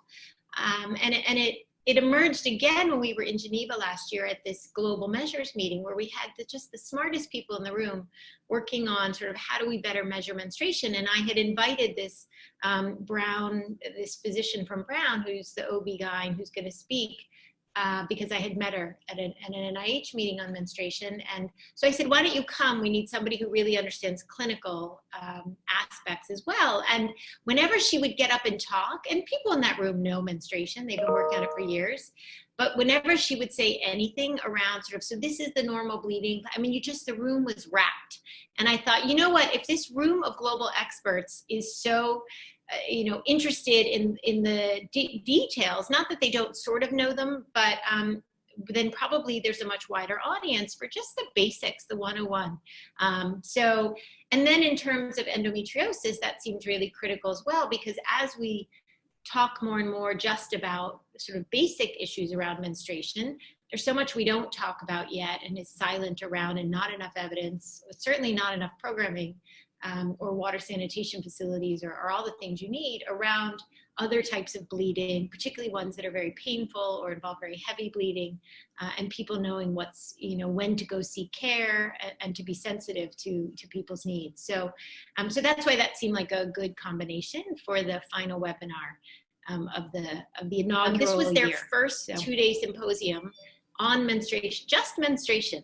And what struck me is, and this is actually where I met the doctor who's going to be on our next webinar. I know I said that, but was how much was dominated by, importantly, by fibroids and endometriosis and the disorders, and how little there was just on the average person's experience of menstruation and what's normal and not normal and how they understand it and how they get supported or don't get supported. And that was just sort of US. I was there were only 2 of us who spoke to the global context. And I actually went into that meeting thinking, oh, well, maybe we should be doing more on endometriosis and fibroids and things in Africa and Asia and other countries, because they're not sufficiently addressed in those countries, and there's all the secrecy around them and no one talks about them. And I came away from this US focused meeting horrified when I discovered how little we do here and how our diagnostics here are not good. And the average girl goes, I don't know, 7 years, 9 years, I can't remember, before she gets diagnosed with endo. So I just thought, if we don't even have the tools yet, what am I supposed to, what is there to do in other countries? You sort of the ethics of research, you want to have something to offer if you're going to go investigate. So it was very good in that it highlighted how much more needs to be done in that arena, which is important. So I was glad that NIH got to the point where they felt the time was right for them to start engaging, not necessarily funding yet, but at least holding a 2-day meeting and engaging on it. So, and I think the social media and the popular conversation does a much, much better job of actually changing the social norms. I mean, I tell people this story sometimes. When I started looking at this issue in 2004 as my doctoral work, and I was talking about it at dinner parties, and people would say, you're a doctoral student, everybody wants to know what's your dissertation. And I would say, well, it's menstruation. And then they're like, okay, next. No one wanted to talk about it. And now when I go to dinner parties, if people say, oh, what do you do work on? And I say, oh, I do stuff on periods. And then they'll say, oh, did you know that is an issue for girls in school in Africa? And I was like, yes, I did know. And then I just wait to see what they're going to teach me, and what they've learned. And it's really, and when I say, well, it's this topic people aren't that comfortable with, they're like, what do you mean? It's in the news. What do you mean they're not? And so, I mean, that's just 16 years, which seems, the lifetime of, an adolescent. It's not a short amount of time, but it's pretty short for global health to have something go from nobody talks about it to the level of, dinner table conversation. And for that, I give full credit to sort of social media, the popular conversation, charismatic people out there engaging with this, lobbying journalists to talk about it and creating their new products, whatever it is. It's really, I think that's very much why things have shifted as a big part to play in that, and made it much more okay to talk about it. And now we will hear from 2 other women who make sexuality and menstruation easy to talk about, Valentina and Nathalie. And we're going to have a conversation around sexuality and intimacy during our periods. And so just to let you know who these lovely women are, these 2 queens that have joined me on our session this morning. We have Nathalie Sommer. She's going to be doing a womb healing with us later. And she has lived all over. She was in Australia. We were in Hong Kong together, where she ran workshops and had a retreat center. She now is working as a relationship and intimacy coach, which I think she's really finding her groove in this. And she loves to help women and couples in relationship, and is very particularly interested in relationships of people around the globe and helping people create grand love and epic sex.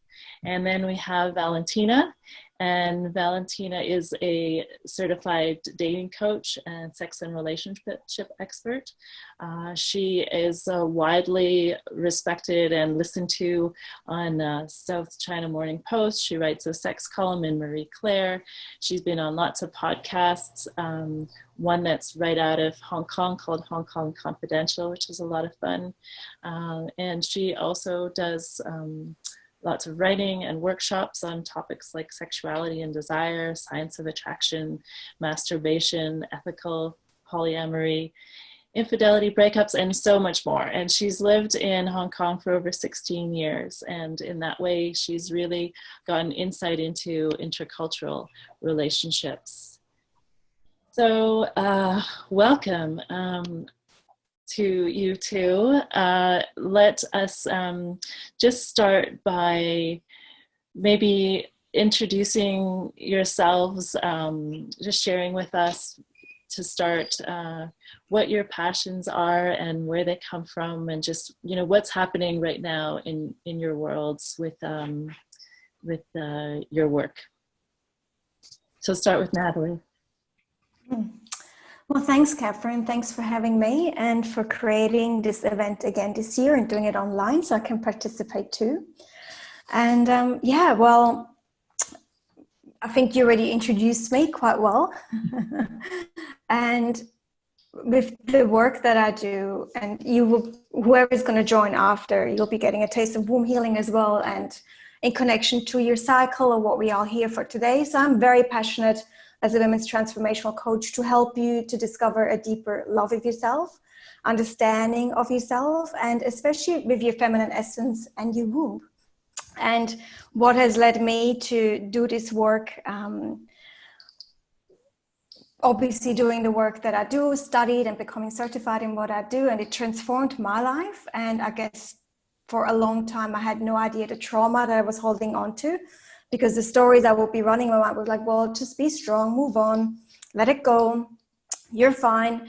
And when I went on a journey deeper into my womb, I experienced that there was a lot of trauma that I was holding on to, that I was just numbing. And also that created a lot of blockages in my relationships, in my intimacy. And once I created a healthier relationship with my womb and I healed those blockages, I healed those experiences, and I let go of them, I noticed a huge shift in the way how I feel. I felt more connected, more tapped in, but also in the outside world as well, in my relationship, in my marriage, with the people in my life. And so I'm very passionate about this because I feel we don't really get the opportunity to create a healthy relationship with our womb or with our feminine essence, and we numb. And it blocks us from really experiencing it, what it is that we truly want to experience, maybe the intimacy that we want to have with ourselves, with somebody else. So I'm very passionate about that. And I believe it's very needed. And I feel very honored to be here to share about this today.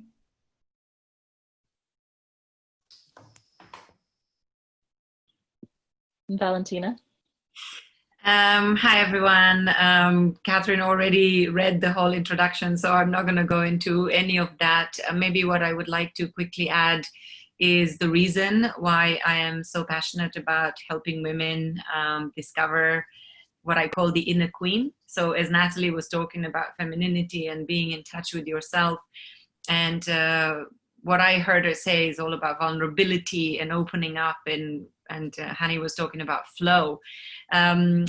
I realized quite recently that the strongest part of me has always been the protector.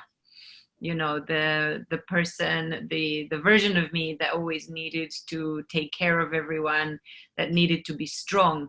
And in this strength, I've noticed around me that sometimes that diminished my ability to be vulnerable and to be raw and to experience the real feminine energy. So because I grew up in a sort of rather traditional culture where there was no sex education, a lot of shame around sexuality, around desire, around being a woman, you know, a very slut-shaming culture that didn't encourage women and girls to discover femininity, I have now become a very vocal advocate of talking freely about everything related to our bodies, sexual desire, power, intimacy, the power of intimacy and vulnerability. So I'm hoping that today we can touch a little bit on all the shame surrounded periods and how those impact our relationships. I work a lot with women around intimacy, like very similar to Nathalie, but I think we have slightly different approaches. So I think it's going to be interesting to put our heads together and come up with something that hopefully will contribute to, you know, education and exploration of this topic today. Well, tonight for me. Yeah, so why don't we just go right into that? I know I remember Valentina and I having a conversation quite a while ago about the neighbors at your, or that, you know, that you grew up with, the neighborhood you grew up with, and And just this idea that if you were intimate or had a sexual relationship with anyone, you were married. Like there just was no room for any exploration. And I think that, I mean, that happens to us as teenagers, but I think that kind of conversation about our bodies starts even earlier, as the conversation that we had with Dr. Ebere and Sherry, just this idea, like even when girls are really young, you know, just starting to explore and touch our bodies, we feel discomfort as adults. You know, we feel nervous and not sure of what we're allowed to talk about. So we're allowed to feel as well. Yeah, feel sexual feelings or have thoughts. So what can we do? I mean, how can we educate ourselves or our young people differently? Or I mean, we're touching the lives of lots of women in our conversations, right? So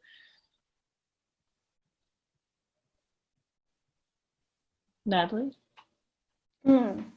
Yeah, well, I'm just going to speak from personal experience, and I feel there's so much, and I also feel there's a lot of women awakening to that, about having to be a certain way or having to be a good girl. And like, you know, Valentina just spoke to that, being that people pleaser and being that overactive caretaker role. And I really feel that, yeah, I mean, as we are, as the women of today, that I feel like we're all doing a lot of self-healing, and we obviously are here today to create great awareness of our womanhood, of our menstruation, and then hopefully we can pass on that knowledge to the future and break those chains that our parents maybe didn't have the opportunity to break. So I feel with that, I feel like this is a lot to do with experiences and with wording that I feel have an impact on us growing up.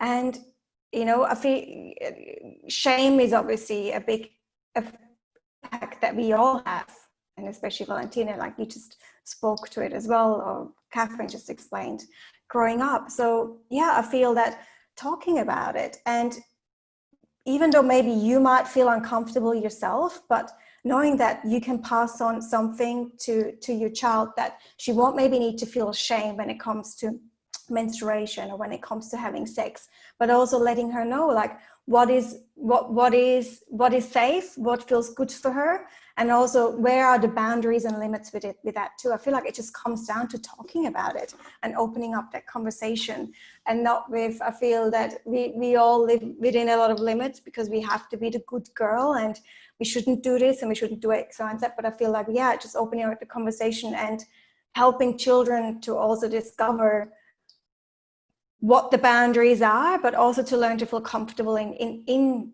exploration and feeling comfortable in what actually womanhood is that comes with sexuality, sensuality, and menstruation. Well, I think as children, we only recognize shame if someone models it to us. If someone is ashamed of the conversation, you know, if your mother is embarrassed when Hani was doing this exploration, and I did remember the day when I got my period. I remember going to my mother, she was in the kitchen cooking. I literally pulled down my pants and I said, "Mom, this happened." And she was like, "Oh, okay, that's okay, no problem." Oh, I knew what it was, but it was still, I remember the embarrassment of that moment. And I knew that my mother would never judge me or anything, but there was still embarrassment because it was never really discussed. It's not that my mother wasn't comfortable. I don't know why. I remember that my whole sex education, I always say this now being a sex coach, that my whole sex education was my mother handing me a book, which was like a university manual in sexology. That was the name of it. So as a teenager, I learned about sex in, medical terms like Masters and Johnsons and stuff, which of course didn't make a lot of sense to a 12-year-old. So I think, Catherine and I have known each other for a long time, and we were talking about how she is as a mother. And I always had a great admiration for her because she always talked very openly to her daughter about sex and all that. And I think her example is how I would like to be as a mother if I had a child. Because if we make this conversation as normal as what are we going to have for dinner, there won't be any shame around it. And I think it is our opportunity as sex educators to encourage more women in the world to have this conversation as if sex was eating dinner. There is no difference. It's a physiological need, right? And yet, we're not ashamed to say, hey, do you want pasta or rice for dinner? But we're ashamed to say, when are you getting your period? What are you going to do? And ashamed to ask for what we want, even as adults. I mean, that's a lot what Nathalie talks about in her trainings and workshops about, I mean, just this whole idea of being present in our feelings. I was surprised to see in the results that Ebere had shown about people, how they felt about their relationship with their menses, you know, how did it make them feel? And there were like a significant number of people who had no feeling. I mean, we want you to have some kind of feeling, and then get to a point where you can transform that feeling into something that, yeah, is not shameful, even if it is something that makes you angry or uncomfortable, but not to feel shame around it, just to have feelings around it, you know? Not to ignore it.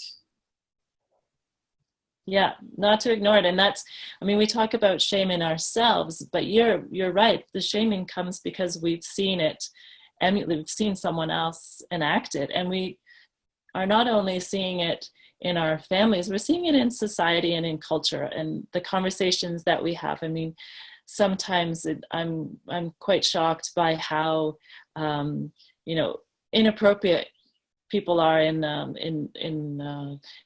media, you know, in like a TV show or something. But now in the current situation, there's a desire to change that, you know, there's a desire to have more inclusive language, you know. So even with the conversation of menstruation, talking about menstruators, you know, like, why should men who menstruate or like people who identify as male, why can't they, you know, have a menstruation as well?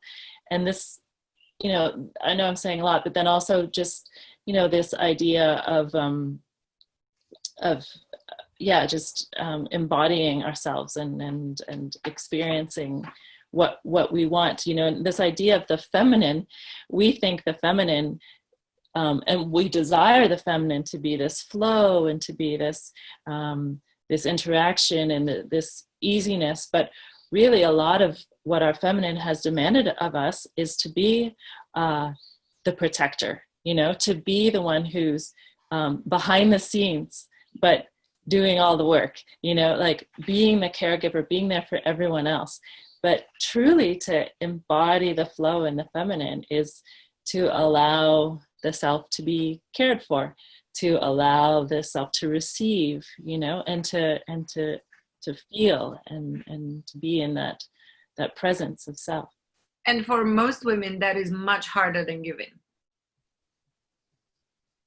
I'm sure Nathalie has the same experience with her clients, but in most cases when we work with couple, or at least I'm going to speak for myself, I'm not going to put words in her mouth because she can speak for her own experience, but most in 90% of the cases of you know, working with a couple to try to, or even with an individual woman who is in a relationship, to try to discover this inner queen, her power, her ability to be herself in full balance between masculine and feminine energy, most of the time women are not open to receiving, because we are told that we're supposed to be givers, that we're supposed to put ourselves last. And this essentially impacts everything about how we give love, how we connect, how we are able to create intimacy, the barriers that we put up in the way of receiving. And many of my clients say, I don't know how to connect with people. I don't know how to create intimacy, because they're very much in this protective mode, I feel.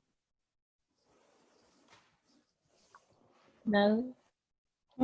Yeah, I definitely agree with you, Valentina. I feel there's definitely the art of receiving is very hard, and I also feel, like you said, because it is a lot of conditioning about the doing, and we've been forced since about World War I, I think, where we have to be in this. Well, that's when, you know, women had to go out there and start earning and protecting and whatnot. So, you know, we've been forced into this.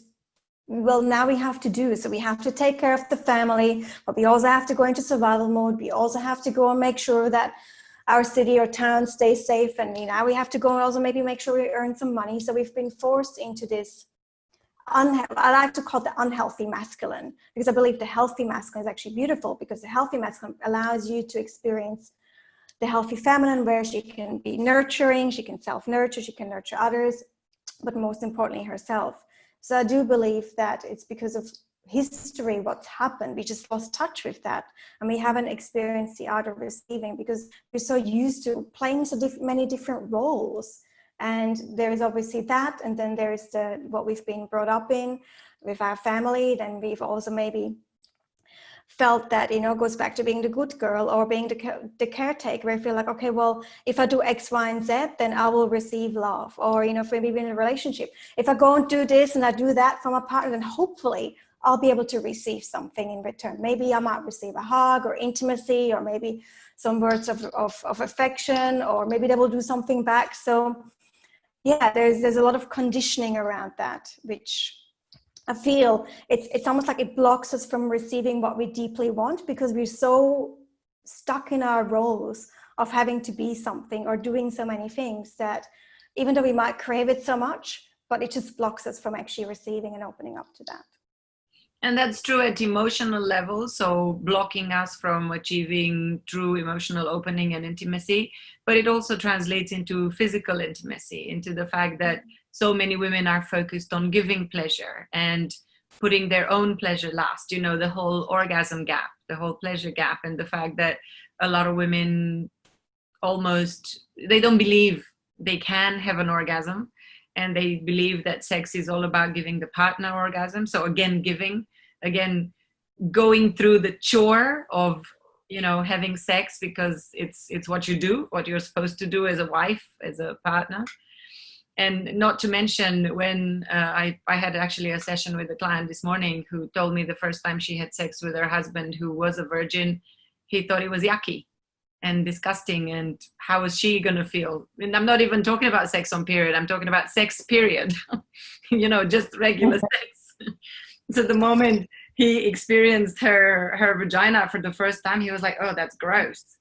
So imagine how that contributed to them experiencing desire and intimacy and a healthy sex life. She told me that in 10 years of being married, she can count the number of times they've had sex in 10 years. Yeah.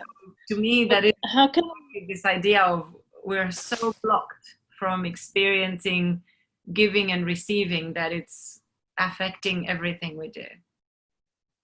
So how can we start the movement? I mean, of course we can, consult with you, but how can we start to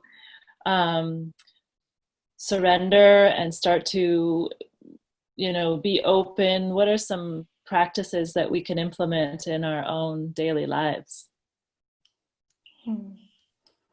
Well, I feel like sexuality in connection to your menstruation. And I feel that, obviously we are very cyclical beings, whether we menstruate or we don't menstruate, we are still cyclical beings. And with that, our desire waxes and wanes. So when we go into ovulation, the cervical mucus changes. So naturally we'll feel more arousal, we'll feel more pleasure. And men that, with hair or just a bit more masculine, or even our partner, that just become a bit more attractive to us. So understanding also what our body wants, because I feel like we're so caught up in our mind that, and usually our mind is actually what blocks us from experiencing pleasure or experiencing what it is that we desire. Learn to listen to that body of yours, because it knows what it wants. It knows what it would like to desire. So learning to listen to your body, and even, track your menstruation with that too. Like when I'm ovulating, usually about 3 to 6 days prior to ovulation, you probably will find that your sex desire will hype up. So that means you'll be more curious. You probably will be maybe a little bit more adventurous. So what is actually there for you? What would you like to discover with that? What fantasies are going through your mind, if you can allow yourself to drop into that? And as we are moving out of ovulation, then estrogen will drop and progesterone will rise. So that means also that your desire will change too, and naturally will probably slow down, and that going more into the inward space into your winter when you are having your menstruation, that probably calls more to slowness and closeness. But then also, like, what is your body telling you what it wants or what it needs? And I really feel that when we learn to listen to our body more and actually let it speak its language, I feel that can be really supportive of being curious, but also listening to what our body wants. And I feel, to me, that was a big insight. Okay, well, why do I feel a certain way? When do I not feel like that? And what can I give myself in that time when I feel more arousal or less arousal? And I feel like that for me was a big insight. Tuning in to your body and how it's feeling. Yeah. And Valentina? For me, I think the biggest barrier we have to experiencing more of this is our attitude and our mentality towards sex. The idea of giving yourself permission to be sexual. You know, even recently I had a client who's like, I don't know, 28 years old, and texted me to say, oh, you know, I am experiencing a lot of sexual arousal and I don't know what to do because it makes me feel very uncomfortable. How can I stop this? And I'm like, why would you want to stop it? You know, why don't you enjoy this experience? This is your body telling you you are full of sexual energy, which means life force energy, which means rejuvenation, which means power, which means youth. I mean, she's 28. She's not too worried about her youth, but the fact that it made her uncomfortable and scared her, I think is an experience that a lot of women still go through. I still have clients in their 40s who say, how does masturbation work? Mm-hmm. Who say, I hate my body. My body is made to be punished. You know, these kind of mindsets, these kind of attitudes are, to me, a result of this shaming culture around being feminine, being yourself, enjoying sexuality. And for me, what we can do, the practices we can do, of course, as educators, we can spread this message far and wide. We can work to be vocal about exploring sexuality. And I think every woman needs to give herself permission. I know when I was much younger, I did have difficulty reaching orgasm because in my head I was convinced that I couldn't have them. And only when I learned to give myself that permission and to surrender to the pleasure, that it took me by surprise and it happened. And it still takes me by surprise sometimes, even though I make a practice of thinking of that surrender every day. But I think we don't understand, we are not educated to understand how important it is to say, I give myself permission to have this experience, because we're so blocked by this programming. Yeah, I love that. I give myself permission, because people are asking, you know, what was your breakthrough point? Like, what do you remember specifically in your growth as a woman, as, you know, into yourself? What was that point? And, you know, how did you get to that point where where you had that breakthrough in trusting yourself? And how did that feel in your body, or how does that feel? I think it was the fact that I became aware that if I continue to believe that it's not going to happen, I'm manifesting that reality. It's never going to happen. You know, it's just not going to be possible.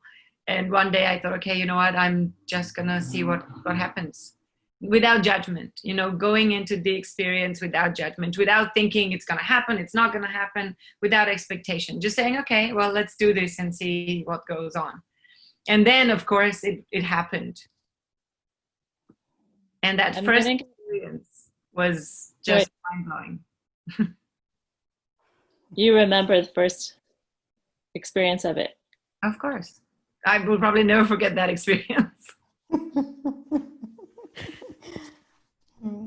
And it was not the first time I had sex. It was by far not the first time I had sex. So Hani wants to ask the question. I don't know if I've asked it right or what. So let's just get you to. Are you there? Oh, yeah, okay. I'm here. Hi guys. So good to see both of you. Just wish I could go over there and give you a non-COVID hug. Boosh.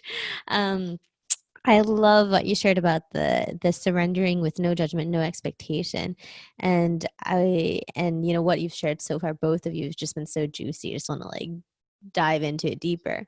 Um, I I also know that like in a lot of the work that we do, like there's always that like one moment of insight where just everything just shifts, and that one moment of like breakthrough where you're just like, oh my gosh, like this is possible, this is actually possible. I like that everything shifts in terms of whether that's in receiving, whether that's in orgasm, during unexpected orgasm where it just like suddenly just appears and you're just like, whoa, and you're just riding with it because you don't even have time to analyze it. So I'd love for you to share that, like, that moment for you and what that feels like in the body. Like, what does from a particle level, like what does surrender feel like, or that moment? Yeah, maybe Nathalie first, or Yeah, well, I think for a long time I was thinking sex was about doing, and I really think that's where I went wrong. I was like, okay, well, this is what we do, and this is hopefully what we'll achieve, and be very much into being confident or just doing something that I felt he would enjoy or I would enjoy. And I think once I shifted that into sex is about being, and it's about surrendering, it's about letting go, I think that's when it changed. And I think also what changed for me was discovering actually what it is that I need for me to surrender. And for me, it's a very particular touch. And for me, it's a very particular initiation of desire or sexuality. And when I experience that, I can let go because I feel safe. So understanding what I need in order for me to let go and be able to go into my inside world and just to surrender, and being able to first and foremost give that to myself, but also to be able to tell my partner what that is, because they don't know. And what they desire is usually completely different to what I desire. But when then they could meet me as well in what would actually help me to open up, that really allowed me to let go and surrender. And I do believe it also starts with yourself first. So me starting to use yoni eggs, slowing down, going more into feeling, discovering what touch I want, turning myself on, that to me led to that depth where sex is not something that I do anymore. It's almost like a meditation and just becomes amazing. For me, it's a similar experience, but it's actually a joint experience of giving permission. So similar to you, Nathalie, when I realized that sex was actually not about achievement, performance, goals. It's not about getting anywhere. It's not who gets there first, or should he go first? Should I come first? He comes first? And then realizing that actually, we make a lot of women make a lot of assumptions that, oh, for men, sex, it's easy. They just go in, go out. Okay, wham, bam, thank you, ma'am. Easy. But actually men have a huge amount of insecurities, and they are very much in their heads as well. And actually having, for me, the transformation or this big moment that Hani's asking about is when I realized that having a discussion with my partner to say, you know what, sex is not about orgasm. Sex is not about penetration. For me, sex is about connection. It's about being here in this moment and feeling together. Even if it is that we look at each other in the eyes and we just breathe and just have this experience. I don't care if you touch me. I don't care if you have an erection. It's not that I don't care. Of course, I care that we are in this moment together, but that's not the point of it. And the transformation that happened in the experience when, people have literally say, I'm hearing church bells ringing. And they're like, oh, wow, I'm mind blown. You mean you would be okay if I didn't have penetrative sex with you? I'm like, yeah, absolutely fine. We don't have to have any sex whatsoever. Whatever your idea of sex is that you have seen in porn, whatever you think that you have to, I don't know, spank me, pull my hair, talk dirty to me, call me slut, whatever it is that you think sex is, none of that matters to me. What matters to me is that I feel you here in this moment with me, not thinking of some weird stuff that brings you off normally.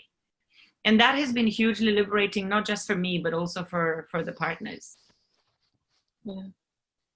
I think that we need to do another talk just on this topic because the chat is blowing up and we're already over time. I want to bring on Nora, Dr. Nora Pope next, and she's actually going to talk a little bit about libido and how it is a huge sign of health. She'll also talk about other markers in our bodies of fertility that teach us about how healthy our bodies are. But yeah, so let's do this again. Everyone is welcome back. We'll do another chat and we'll bring Hani on as well to talk juicy to me. So thank you so much. Thank you, Catherine, for having me. And you can contact these two wonderful women as well. So their contacts are all over the place. And Nathalie will be doing a womb healing later with all of us. I think we've opened up a couple more spaces if people want to come into that. Thank you. Thank you so Talk much. soon. Thanks. Bye. Thank you. Is red flow and white flow. And these are some of your cycle's biomarkers, and they're your friends. And if we learn about our red flow and white flow, we can achieve fertility literacy. So I'm going to talk a bit about my background, and then why is it so important to chart your cycle? What is male and female white flow? And how to time intercourse for achieving or postponing pregnancy, how to chart your menstrual cycle to identify healthy, fertile, and hormonally balanced biomarkers, and libido, and then a bit of nutrition and some fertility care. So this is the outline. Great. Okay, I'm gonna keep going. Oh, come on. All right. So I became a naturopathic doctor. I went back to school in the 90s to study naturopathic medicine. And then after that, I took the fertility care program, and then I took the NAPRO technology program. And in a short way, I would call it holistic obstetrics and gynecology. And then I teach naturopathic doctors about how to use cycle charting as a tool to learn about days of fertility, days of infertility, and how to time for progesterone, because it's woefully ignorant out there and doctors don't know what they're doing. So, but these NAPRO doctors do, and I'm sharing this NAPRO information with naturopathic doctors. So why learn cycle charting? It's eco-friendly. You don't need chemicals, you don't need artificial drugs, you don't need fake hormones that are found in the pill. And, but more importantly, it's a roadmap, because when you start cycle charting, you learn what's healthy and what's maybe not healthy, meaning if some hormones are too high or too low. And then also what I love about it, and this is, it presents fertility in a positive light. A healthy cycle becomes a health determinant and a fifth vital sign.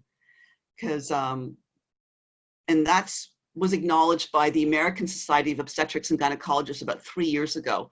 Canada hasn't done this, so the States is ahead. And then you can practice obstetrics and gynecology that doesn't suppress symptoms. Like this, I hear this all the time. Women get C-sections, and then while they're cut open, the obstetrician will say, "Do you want a tubal ligation?" I mean, give me a break. You've just given birth, and they're trying to sterilize you. And because the view is having babies is negative, and so fertility is negative. Or you've had a baby, want to go back on the pill? Give me a break. I mean, there are other options. And this shows that these doctors are illiterate. They don't have fertility literacy. So I get very passionate about this.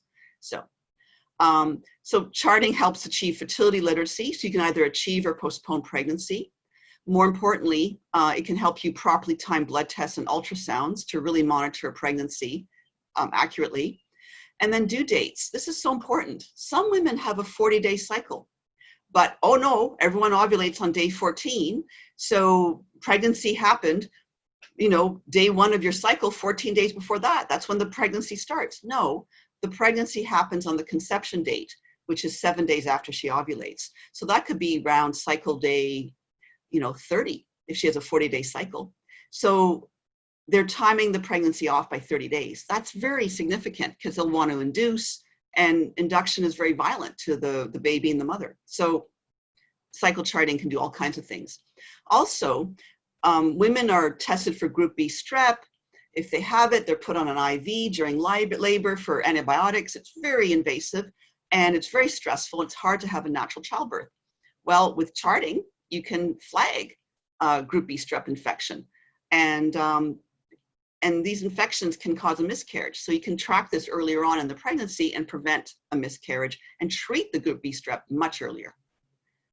So I think what I love about it is that, you know, in this world, women are kind of ghettoized. Women go on the pill, women get abortions, women get tubal ligations. So family planning is ghettoized on the woman. And what charting leads to is this concept of shared fertility between the man and the woman. And so it's going to lead to increased communication and bonding between partners. And then you have this genuine intention towards parenthood. Some stats are very grim.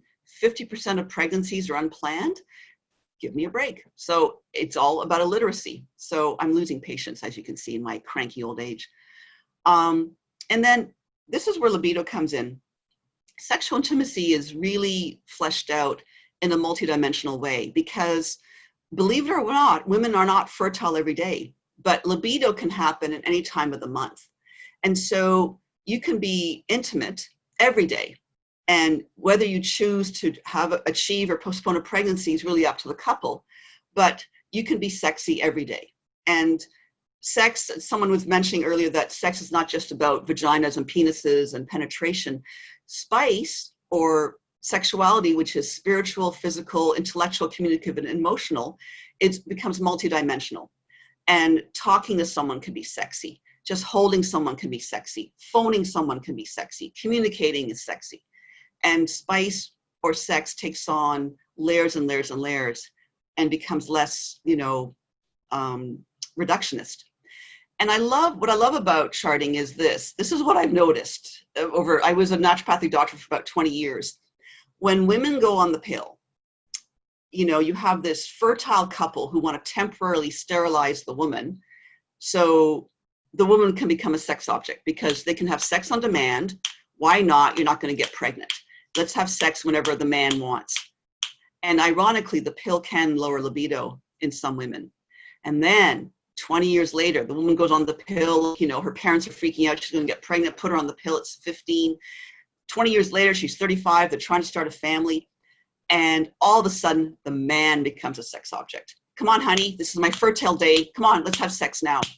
And because all that literacy was lost. The girl as a teenager is put on the pill. She never learned about her cycle, never learned about her natural ebbs and flows, never learned about her fertility, her days of fertility or infertility. And men and women become sex objects. It's so interesting. Whenever I hear men talk about trying to make a baby on those particular days, he says, you know what they say? They say, it's so much work. So, and when a woman's on the pill, sex can become work. So there's no intimacy, there's no love, it's just sex on demand. Not good. Not good whether you're trying to achieve or postpone a pregnancy, as far as I'm concerned. So charting can lead to this communication and intimacy. I see the culture change before my eyes when I'm dealing with couples. It is beautiful. Okay.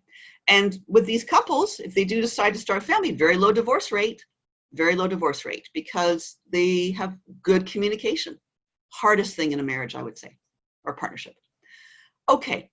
And then charting diagnosis. I mean, infertility can receive I don't know why you're infertile or idiopathic infertility 93% of the time. And charting, as I mentioned earlier, can flag for potential for miscarriage, low progesterone, and group B strep. And then maintain a pregnancy, you can monitor and take blood tests for progesterone if women have had multiple miscarriages, because charting will tell you where your progesterone levels should be. And low progesterone is seen in all kinds of conditions like PMS, cancer, spotting, PCOS, endometriosis, premature rupture of membranes, and postpartum depression. Drives me crazy when women are given, you know, serotonin reuptake inhibitors for depression instead of progesterone if they have postpartum depression. It's a very natural therapy and it's very harmonious with the body. So again, illiteracy. All right. And then charting can diagnose all kinds of triggers for epilepsy or autoimmune conditions, because low progesterone can trigger flare-ups in rheumatoid arthritis and MS. It can also help diagnose all types of cysts, and unusual bleeding can be early diagnosis. And then stress and blood sugar changes and adrenal changes can also change a cycle. You learn about this as you're charting. It's holistic, it's non-toxic, it's safe and reliable, it's eco-friendly and cooperative, it's a collaborative relationship between the partners, and neither man or woman is treated like a sex object. Yay! It's global and standardized. So the system I use, Creighton, has global codes to identify the days of fertility and days of infertility. And so you can start with a teacher in Canada. If you move to Africa or Asia or Australia or the States, you can continue with another practitioner because the codes are the same. Okay, and it works. It works at tracking those days of fertility and infertility. And it works by, the woman makes wiping observations and then charts her notes. And in about 90 days, I can teach couples cycle literacy. And by learning their days of infertility and days of infertility, and has a very effective, rate. I mean, it's as effective as the pill. So there's a term I like. There's a woman that used to work at Planned Parenthood. I forget her name. I follow her on Twitter, and she coined the term body literacy. And this ties in with the fifth vital sign that fertility is not about making babies. It's about a healthy body. So she calls it body literacy, which I really, really like. So I like to say that gaining fertility literacy will lead to body literacy, because as I alluded to very briefly, is that hormones can impact all kinds of conditions like cancer and autoimmune conditions.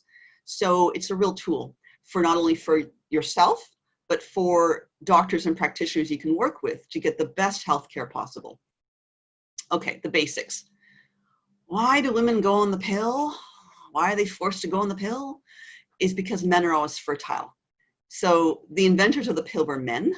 And I think male anxiety, the idea of a man having potentially 365 babies in 1 year freaks them out. They can't afford to support 365 babies. So sterilize the woman. That's sort of the approach. And it's too bad. It's a projection. Women are not fertile every day. Men are fertile every day. So very powerful projection. And actually the inventor of the pill really regretted his work, because he said in the 50s, when the pill wasn't widespread, men would take responsibility and go to the drugstore and get condoms. It take some responsibility. And Margaret Atwood said, I was at U of T, University of Toronto in the 50s. There wasn't any rape culture because men were terrified of getting girls pregnant. That means they'd have to marry them. So in a funny way, the pill was birth control, or no pill was the birth control, or they would use condoms. So men were engaged about family planning in a subconscious way in the 50s, which I found very powerful. With the 60s and the pill, men became very lazy. So don't like the pill, don't like the cultural changes it has created. So here, I want to introduce the concept of white flow. We talk about women having white flow and red flow as being healthy biomarkers.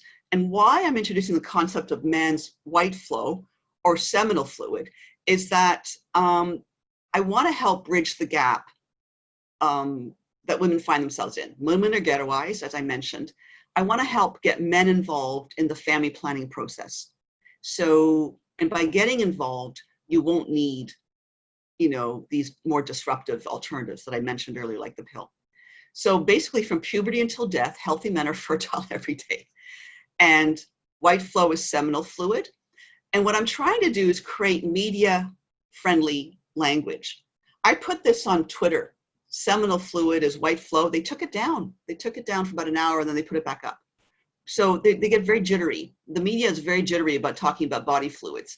I hope this changes. So white flow is my way of making it media friendly. Please use this term.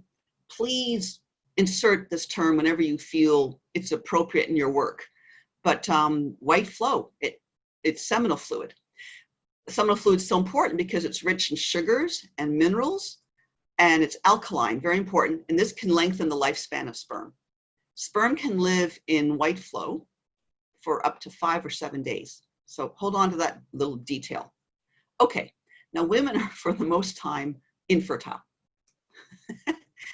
But women have white flow as well. Cervical mucus is not media friendly. People, you can't talk about this in a restaurant. It grosses people out. So white flow, when I say white flow, I can talk about this at a cocktail party. And men and women don't freak out. And I've tested this on many occasions because I'm a social animal. So women's fertility appears, then disappears each month. Prior to ovulation, as many of you know, the cervix has cervical crypts that releases cervical fluid. It's rich in sugar, it's alkaline, and lengthens the lifespan of sperm. Hey, white flow cervical fluid. And it's very important that it's alkaline as well because the woman's vagina is naturally acidic, and this is part of her immune system. The saliva in our mouth is acidic, and our vagina is acidic, and this helps protect us from the external environment.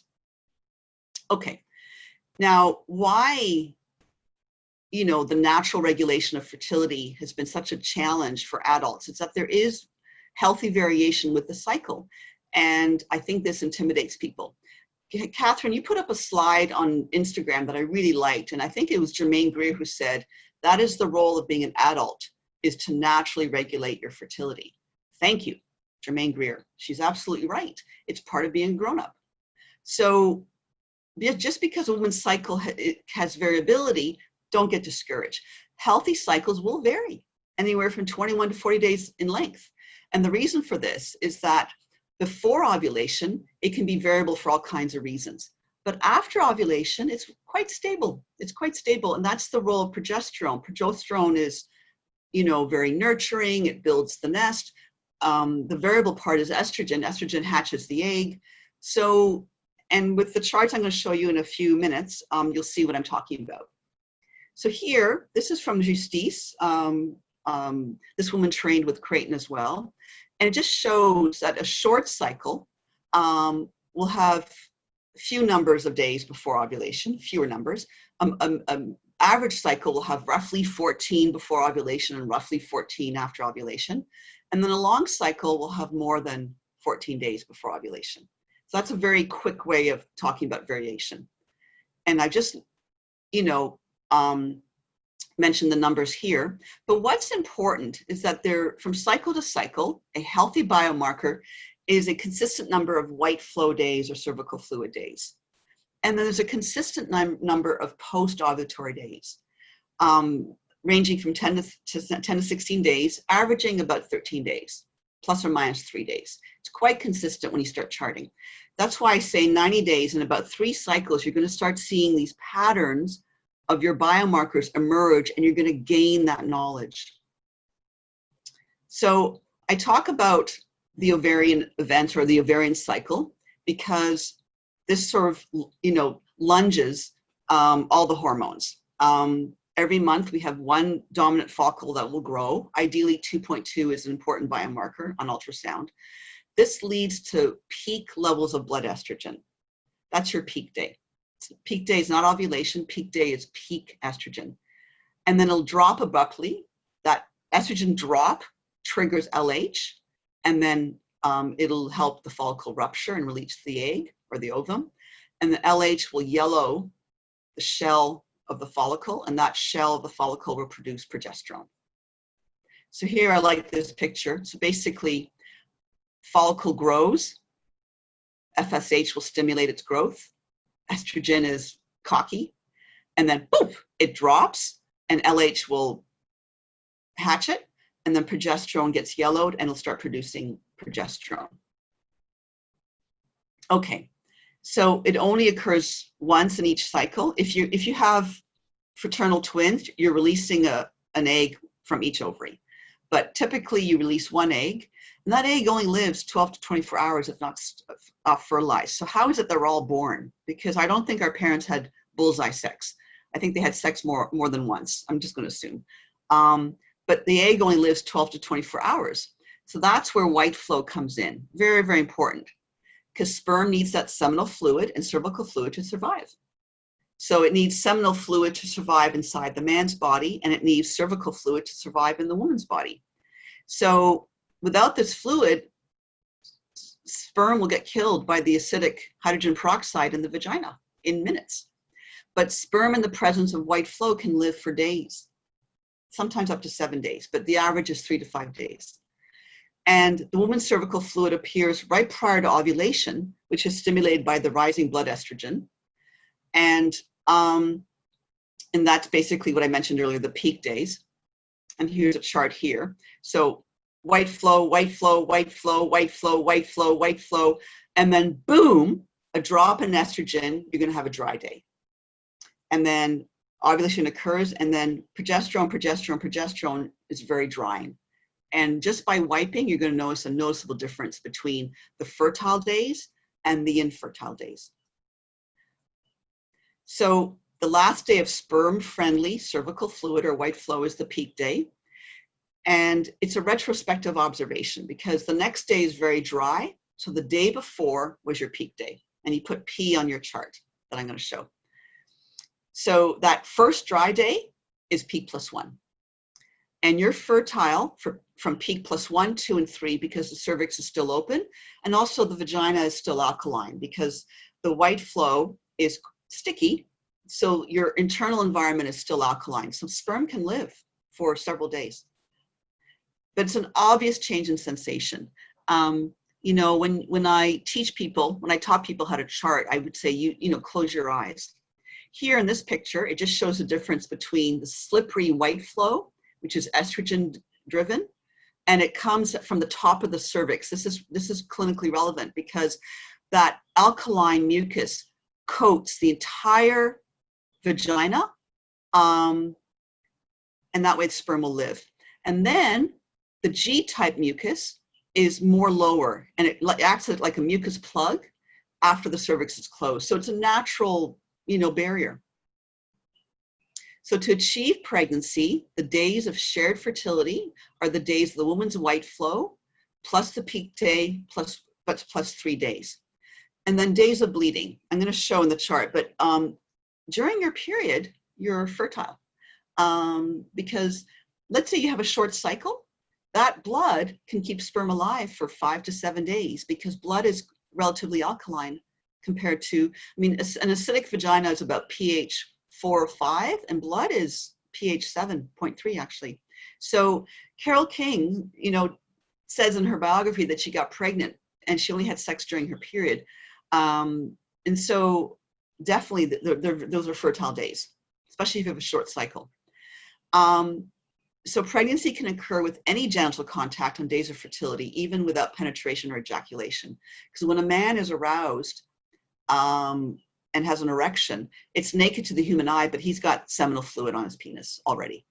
So, and sperm can travel in the woman's body via the share flow because it's a very dynamic, you know, sugars.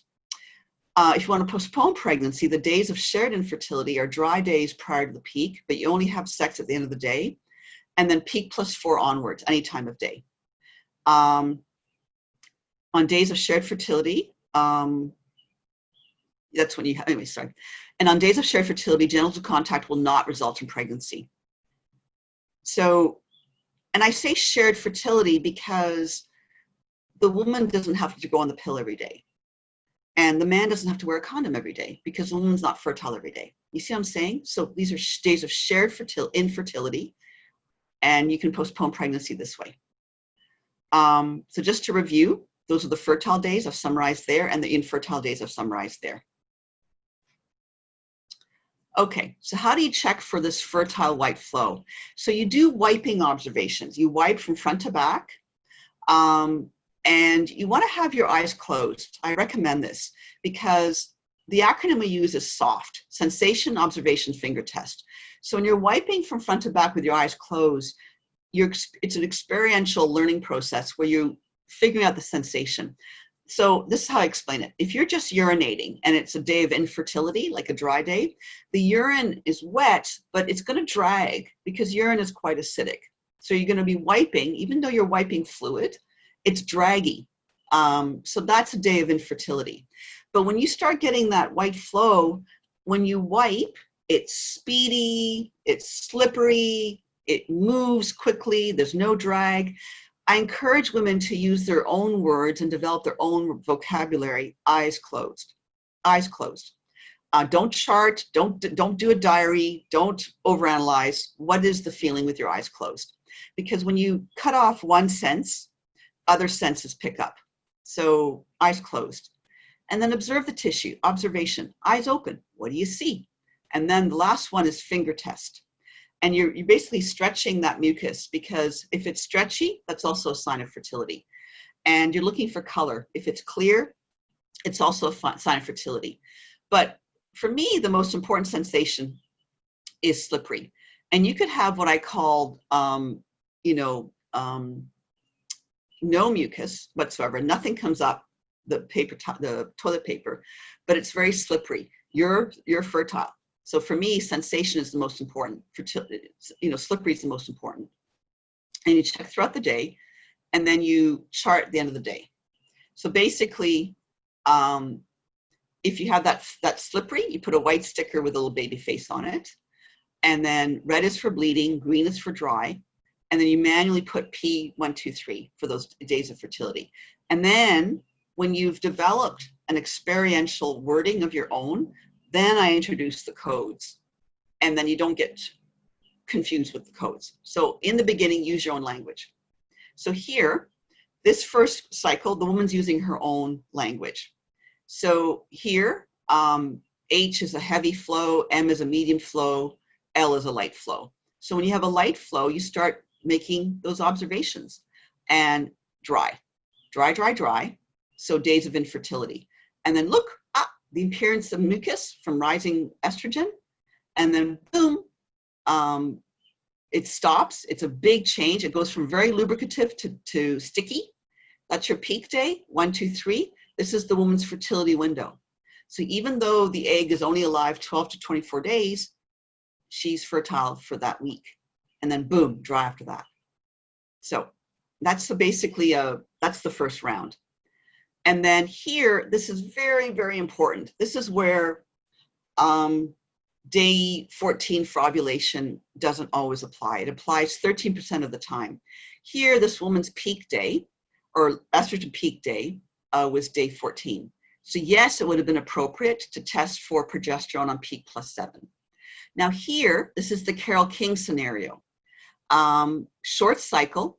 So if you had sex here during your period, the vagina is alkaline, and then boom, the sperm can stay alive for up to 5 days. And like boom, the egg can get released, you can get pregnant.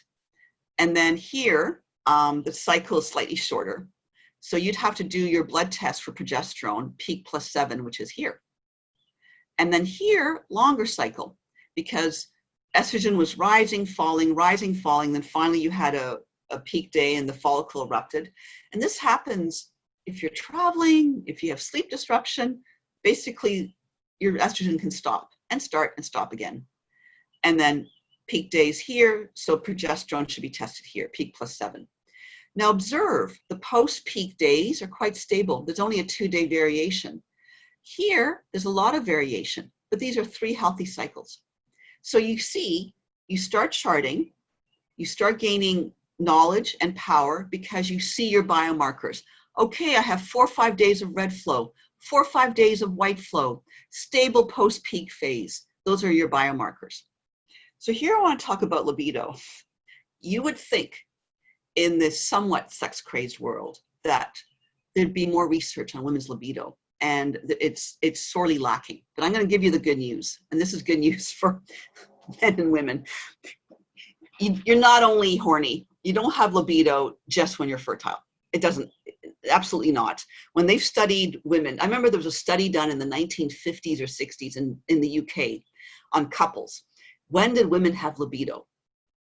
And it was any time of the month, basically. They couldn't identify, a good typical horny day or high libido day for the women. So this is my explanation. Some women have a lot of libido with estrogen rising, because estrogen makes some women feel very confident and extroverted. So that can be libido enhancing for some women. Confidence absolutely will give you more libido. Here, some women, when their progesterone is rising, feel very, amorous, because progesterone can be very calming for some women. And so when you're calm and centered, you have more confidence, you have more libido. And then here, at the very end of the cycle, your testosterone rises. So for some women, testosterone can give them a lot of libido. And then here, during your period, some women may not feel libido here because the hormones are quite high, makes some women feel a bit anxious or blue, but boom, during their period, all the hormones are nice and low. And with some women, that release makes them feel relieved and happy, and then their libido goes up. So good news, you can have libido during your period, during your white days, your white flow, during your progesterone days, and during your testosterone days. So good news. But I think the commonality of all this is that you're learning about your body, you're gaining body literacy, you can interpret what's going on. With knowledge is power, and with power comes confidence, libido. So that's my little libido talk. Maybe I should write about it. Okay, and then here I've written an article called Day 21 No More. I go into a lot of depth about depth about why peak +7 is the way you want to test for progesterone. And the peak day becomes the biomarker to start counting. And peak +7 is the mid-luteal day. And this is part of the natural women's health or obstetrics and gynecology that I love about charting. So just to review, healthy biomarkers are 5 days of red flow, variable days pre-peak that are dry, 5 days of white flow, and middle of the month pain in either the lower left quadrant or the lower right quadrant. It's brief and it's like a sharp pinch. And you have an easily detectable peak day. Basically, as the estrogen's building up, cervical fluid is either clear, either stretchy, either lubricative. And peak +1 is obviously not those. It's very dry. It's not clear, not stretchy, not lubricative. It's a retrospective observation. And from cycle to cycle, you have a consistent number of days post-peak, libido any time of the month. So those are healthy biomarkers. And here I've just gone into a little more detail. I'm always trying to present this in the easiest way possible to learn it. Pre-peak, follicle produces estrogen-driven white flow. Post-peak, corpus luteum produces progesterone-driven red flow. I'm trying to change the language and maybe introduce a new glossary. But FELP is a healthy cycle. FSH stimulates the follicle. Estrogen creates the white flow. Luteinizing hormone is triggered with the estrogen drop. And then progesterone creates those dry days. And then menses is 5 days of red flow. So, and here just some very brief information on nutrition in terms of helping with regular cycles. This is what I've seen help over the years, but you want protein at each meal for blood sugar balance, because blood sugar imbalances can create irregular cycles. You want fats at each meal for hormone production. So I'm a big believer in seeds. I eat seeds. I eat 5 tablespoons of seeds a day. And you want to help, support your adrenal and your thyroid gland, because if you're fatigued and your thyroid's fatigued and your adrenals are fatigued, they're going to rob the body of progesterone. And thyroid works with follicle stimulating hormone to grow the follicle. So if a woman has a weak thyroid, FSH can't do its work on the follicle, and you won't create a dominant follicle that grows to 2.2 centimeters. Thyroid support is very straightforward. Adrenals make progesterone, so you want to support your adrenals, and with cortisol preserving herbs or foods. And pain-free periods can be achieved with, like I said, healthy fats. So here, people talk about seeds, day 1 to day 14. So I go, no. Cycle day 1 to peak +1, and then peak +2 till the end of the cycle. So here I'm refining how cycle charting can help with diet. So none of this day 1 to day 14, because it's not accurate. And I'm doing a course on traditional Chinese medicine actually in October, because again, the Chinese textbooks do the same thing. Day 1, day 7, day 14, day 21, day 28. And they have their acupuncture strategies and botanical strategies. Not right. I go peak this and peak that, and I really refine it. So, okay. So just in conclusion, what I call eco-friendly sex is possible and philosophically consistent with a holistic worldview, which is what the worldview I subscribe to. Never underestimate how negative the dominant culture can be about fertility, pregnancy, and birth.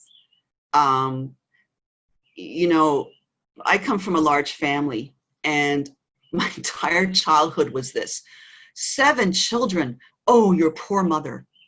Oh, your poor mother. So I imbibed that, and I have no children. And on some level, I imbibed the fact that having children was bad and bad for the planet. And, you know, this terrible book came out in the 60s called The Population Bomb. And, you know, here we are in 2020, and, you know, progress can help us create cleaner technologies. You know, I'm a big believer in nuclear energy. It creates clean air in Ontario and France. And I'm a big believer in naturopathic medicine. I don't believe in pharmaceuticals being used every day that end up in our water supply and become hormone disruptors. So, you know, the dominant culture can work against you. You just have to keep the faith. But fertility is not about making babies. I'm so glad I charted my cycle. I was so happy to know why I was feeling libido, why I was feeling blue. And I go, oh, okay. Peak +2, I felt blue. I don't know why. Peak +2 was my blue day. No problem. So it was very empowering, and I could assess it sooner, and I could prepare myself. Nora, be easy on yourself on peak +2. So, and cycle charting and nutrition can play critical roles at restoring and maintaining menstrual health. And there are trained fertility care practitioners all over the world. I have some names here, and they all offer virtual care, but these practitioners speak English. Obviously, they're from Canada, the US, and Australia. And these speak Spanish, Portuguese, Filipino, and French. So it's really global. I love teaching. I've been teaching since 2004. I believe in continuing education. And I do a bit of writing, but this is the link to the article I mentioned that came out a couple years ago. I did an interview about progesterone and pregnancy. I go into a lot more detail. So I think these are nice complementary resources. And I've been charting since 1994. And I stopped teaching in 2000, like last year, and I stopped seeing patients last year because I want to focus on writing and teaching. And, you know, so the world isn't rid of me yet, but I've decided to stop seeing clients. So, but I network like crazy. And if you ever want more information, I can give you names of doctors, naturopathic doctors who've trained with me. And, you know, I'm a big believer in sharing this information all over the world.